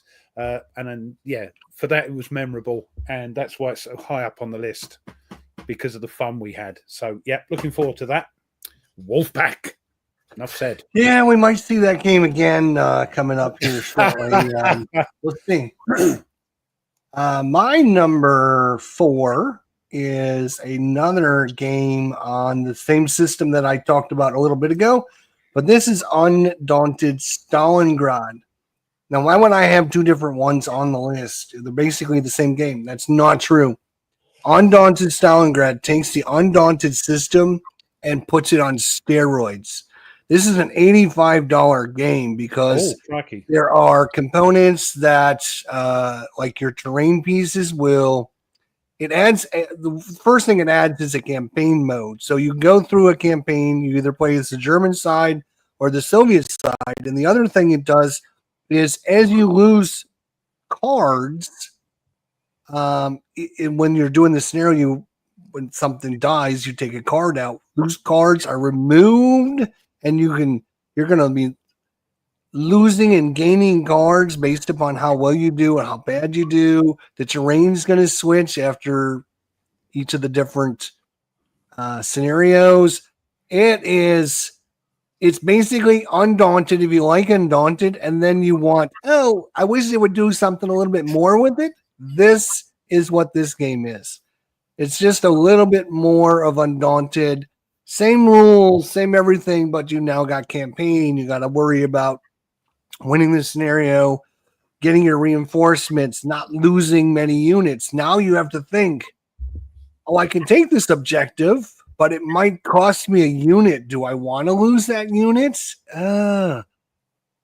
I don't know. It's not that important. I could lose the scenario, though, and then if you lose the scenario, you might end up getting good things or bad things happening to you. So it's kind of cool that all that part of it. If you don't like that part, don't get it because it's a very expensive game. So Undaunted Stalingrad. Nice one. Definitely part of the system and very interesting. So, yep, I'd say Cardboard Commander's having a bit of a time trying to get his head around Wolfpack, and he said, I've got to play some playthroughs. Don't watch the one with the design. It's rubbish. You just watch out and not play the game. It is a very in-depth game, so don't just think it's like the Hunters where you're just rolling and getting the results. This is a completely different game than that. You have to go in knowing that. Even a tank duel, that's a different game, and it's a bit more complex than that. And Cardboard Commander, I know you have a YouTube channel. Mike Butterjelly, I'm sure, would be more than happy to jump on and walk you through a scenario. He's done that for us many times on different games. Yeah. I'm sure he'd be more than happy to do that with you. Joking apart, that man will do, he's bonkers. And I've just ruined one of his games for him. Stop. But thank God. Ruined his most famous game. Sorry, Mike. No, I'm joking, mate. Yeah, that name is permanently changed now. Yeah.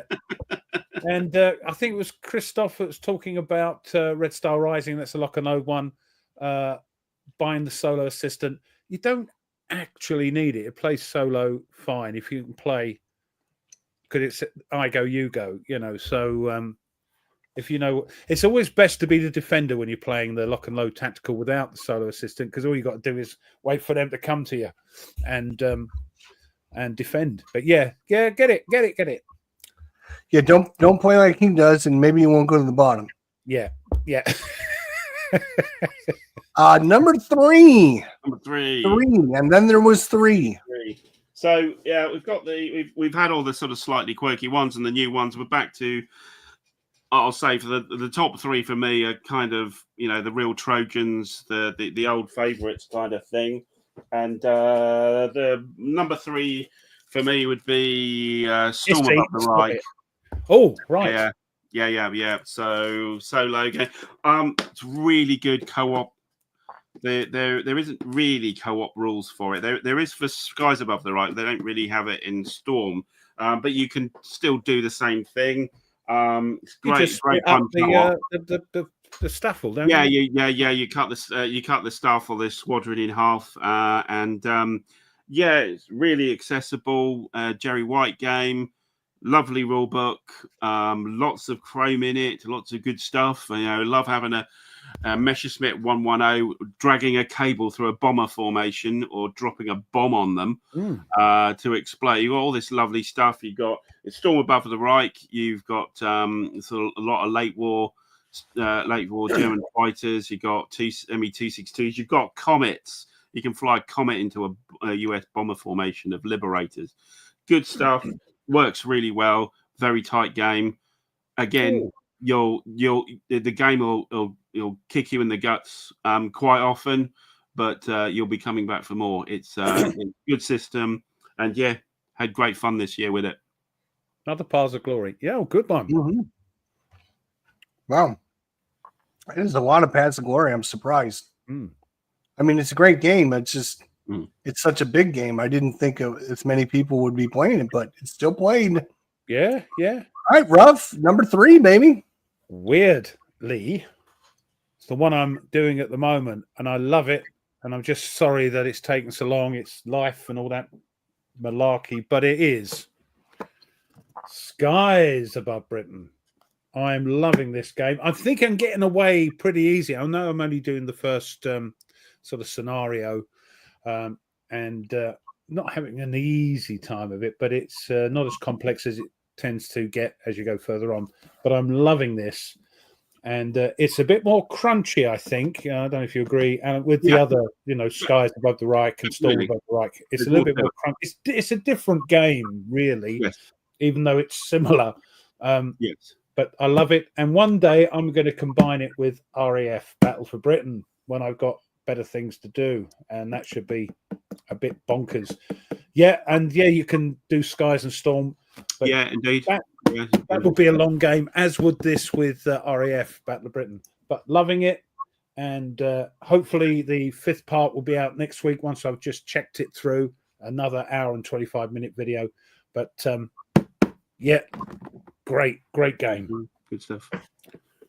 Awesome. And it's a solo game. I didn't play this with anybody. Again, co-op. Again, no rules for co-op, even less rules for co-op for There's absolutely no reason why it shouldn't work. But again, you can split up the stuff. Exactly. Oh yes, and combined with RAF because you're bonkers. That would be a good one. My number 3 is an interesting one. It is well, I'll just show you and then we'll talk about it. It's France 40. I am, for some reason, I am intrigued on this battle, and I went through the scenario, the tutorial scenario, and then I played through mission 1, and I just can't get by that. Like, take the next step. Because I feel like I don't know what the French should do, and because I don't know much about history about what I should be doing. That's the beauty. You are the French. Do what you think. And I'm like, I'm just afraid to make dumb moves. So, but it's such a cool game, and for as interesting as it is, it's not very super complex. It's pretty easy to learn. There's only a few.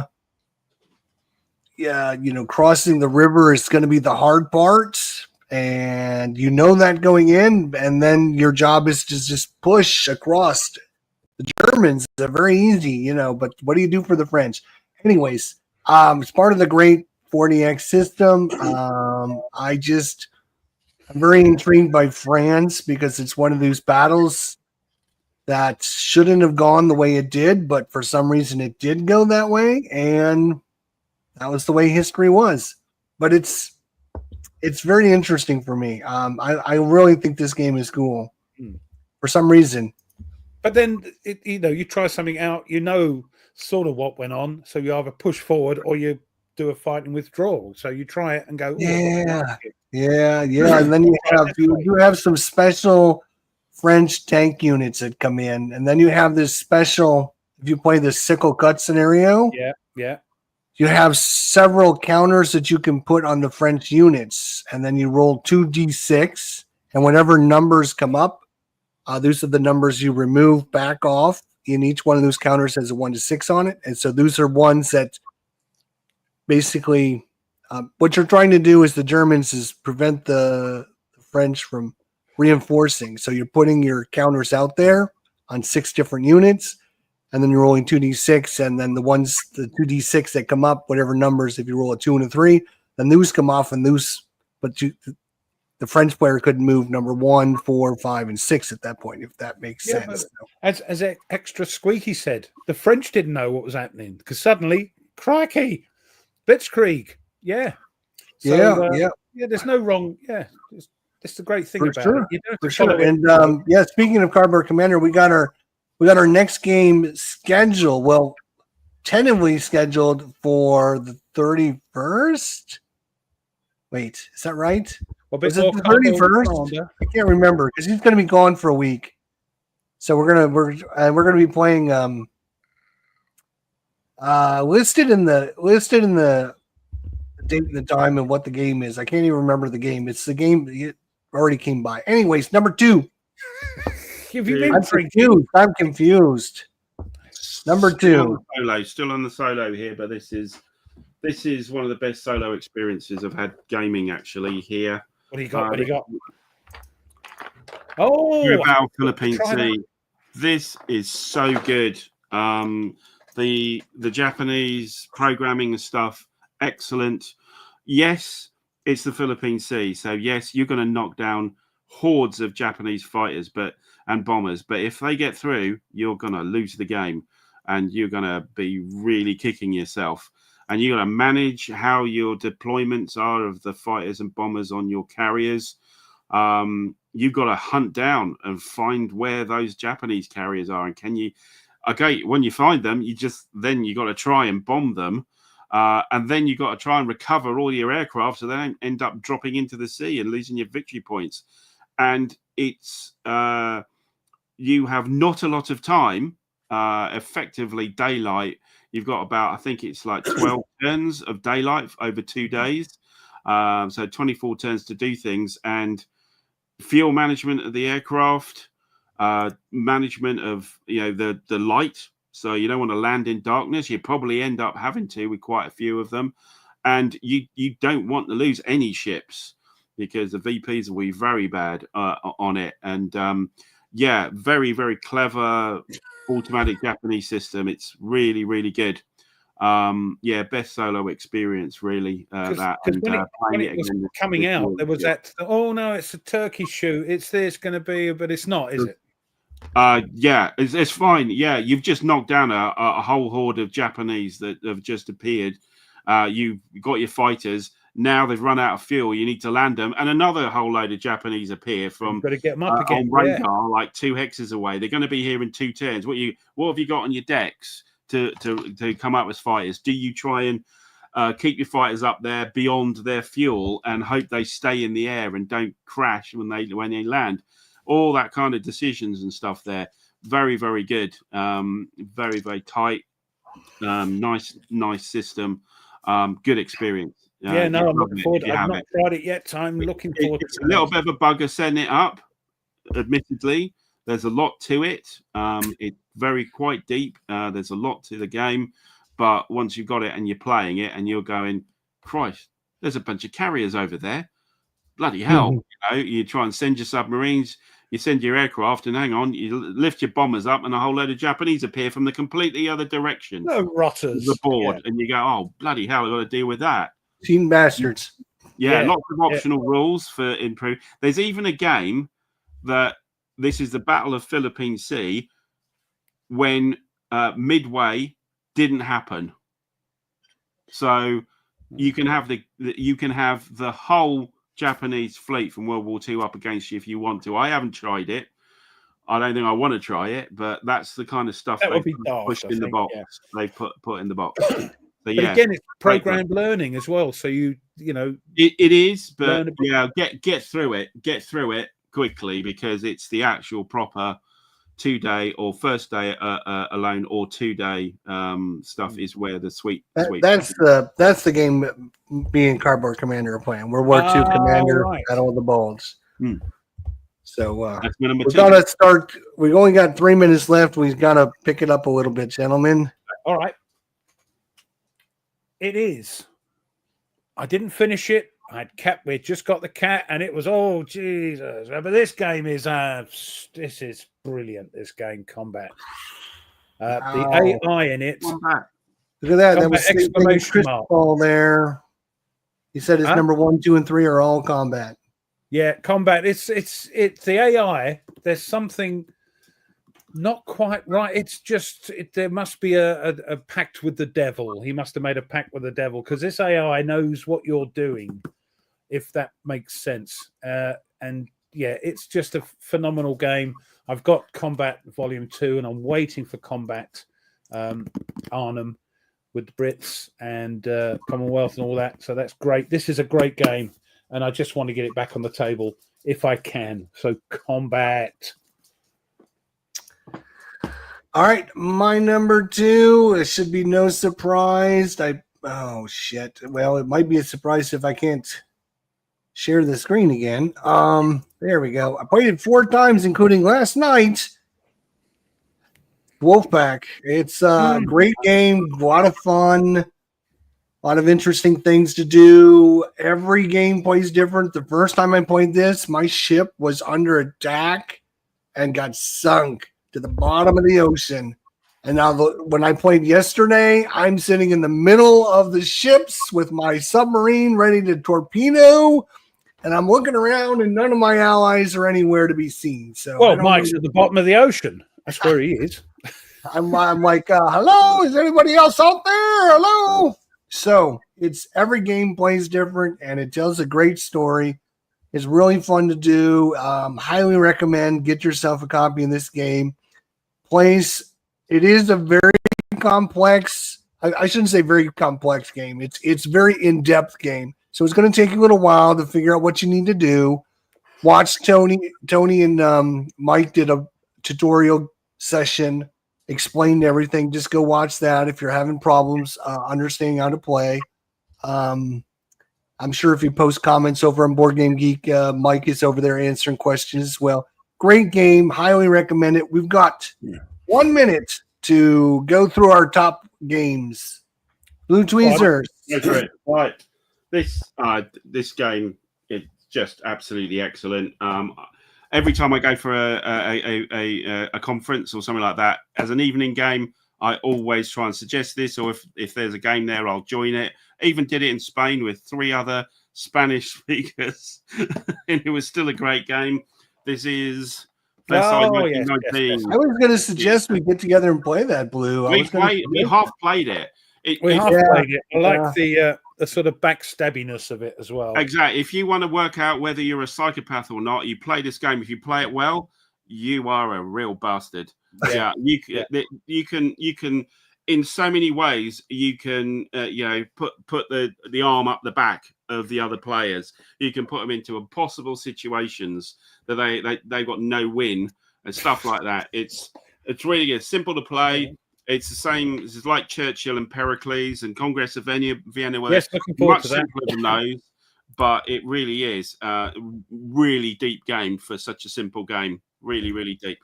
It's one of those. Yeah, be my friend. If I do this, and we'll help each other out. And then suddenly, you stab there. Yeah.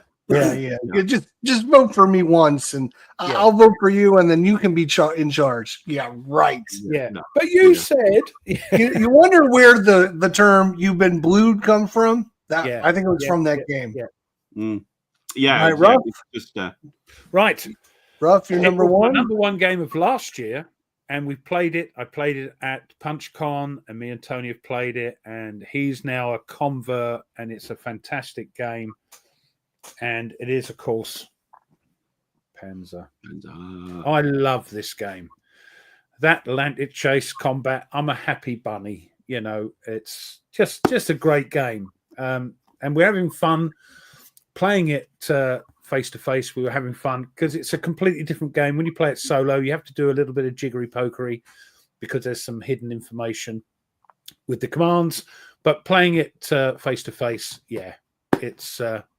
great fun. I love it. It's crunchy, but it's crunchy only as much as you want. You just add the seasoning as you want. You add the optional, the advanced rules as and when you're ready to add them. It's a fantastic system. Panzer, my number one.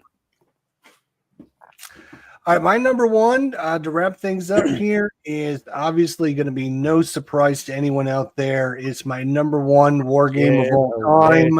Mm-hmm. I finally, after all these years, finally got to play a face-to-face game. It's been years and years and years. I played this solo the last couple of years. It's just not the same as playing somebody and enjoying the moment, watching the tears roll down their eyes when you say it's game over, I won, thanks for playing, and watching them shake. Yeah, but you are a bit of a psychopath. Fear. So it is again greatest, in my opinion, one of the greatest war games of all time. If you love chaos, if you love just not knowing what's going to happen from turn to turn, if you want to just deal with situations that you just never thought were going to happen, we kept having blazes pop up all over the map, and they all showed up in this one area. And it was the crop field, and the whole crop field was on fire by the end of the map. It was amazing match, and it's just it makes you really sit back and go, wow, what a great game. But if you enjoy that kind of chaos. Yeah, I'm looking forward to it. I know I've ordered it on P500 and it's not great solo, but I'm looking forward to learning it so I can play it face to face, because you've got that uncertainty like you have in real life, I suppose, with battles, that you pick your cards up and you go, oh, I can't do anything. So you have to sort of, in your mind, that's where the orders aren't coming through, and you just have to. Yeah, but here's the thing: you don't know what your opponent can do either. Yeah, he can have. I mean, there was so many times I was like, I could either turn my cards in and try to get a better hand for next turn, or I could play like one crappy order. What do I do? Do I sacrifice this turn? Or do I try and have a great hand, and then he's going to just it just comes down to these crazy moments like that. And the only reason I won is because there was a random event that happened, and I got a hero, and I put my hero in like where all my units were, and then we assaulted his units, and it came down to whoever won that assault was going to win the game, because that was like 5 or 6 victory points to whoever won that assault. So. Great game. I really like it. And playing it, And especially, again, the tears rolling down their eyes it's the best of the moments. He doesn't want to remember that. I mean, you do rub it in. The lamentation of their women, indeed, yes. Exactly. All right, guys. Thank you so much for spending another week with us. We love you guys. We hope everyone out there has a great holiday. Blue Tweezers, thanks so much for stepping in. Great job as always. Yeah, I'll let him out of the cage. He can be back next week. Yeah, next week Nate will be back rough. Any big plans for the holidays? Well, just Christmassy stuff. We're going over to my daughter's for Christmas Day. She's cooking. She doesn't want anybody interfering. I said, no. She said no. She's doing the whole thing. She's going to be mixing cocktails. Me and Gaynor discovered a new cocktail called a Tom Collins, and it's lovely. So hopefully we can have a couple of those over Christmas, back Boxing Day, and then on the 27th, me and Tony will be on the Lock and Load channel playing live a bit of Wake Island, all being well. And of course, we've got the next part of Skies Above Britain coming next week as well, all being well. Lou, what you got coming on your channel? Anything special? Not going to be this week, unfortunately. Yeah, I'm going to probably be playing a 2-player co-op of The Other Side of the Hill on next Friday. But I'm flying out to Spain for the New Year and then coming back. So it'll be the week after. Maybe some more Purple Haze.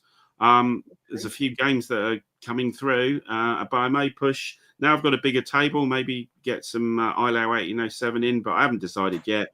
You'll just have to watch and wait. The messages and see what turns up. And if you like it, turn up. If you don't, well, go somewhere else like Ruff's channel. Yeah, we the brew room. We're going to try and schedule. I've got some time off. Ruff's got some time off. Blue Tweezers is going to be here and there. We're going to try and schedule something. It might be a last minute type thing. So just stick around the Facebook channel and just keep your eye on it because it might be going live and who knows. A bit of a fun non-war game sort of nonsense. Yeah, we've got plans. We're thinking about all kinds of things. So it just depends on schedules and everything else. Everyone, be safe out there. If you're driving for the holidays or going somewhere, be safe. We want to see everyone back here next week. Don't have a little bit of danger if you're driving. A little bit of danger. Go on, but do a little bit of risk, a little bit of danger. Go on. A little bit of danger, not too much though. No, spice it up a bit. Terrible. Anyway, thank you so much for all our people over. Okay, it's not going to be the new year. This is the one before Christmas. Let's just hope everybody has a fantastically happy Christmas, and we'll see you next week. And remember, we love you all. Nothing you can do about that. Can't do it. We'll see you guys next week. Take care, everybody. Clean your chimney. Santa won't like it. Chimney. There you go. All right, everybody. Have a good week. Yeah.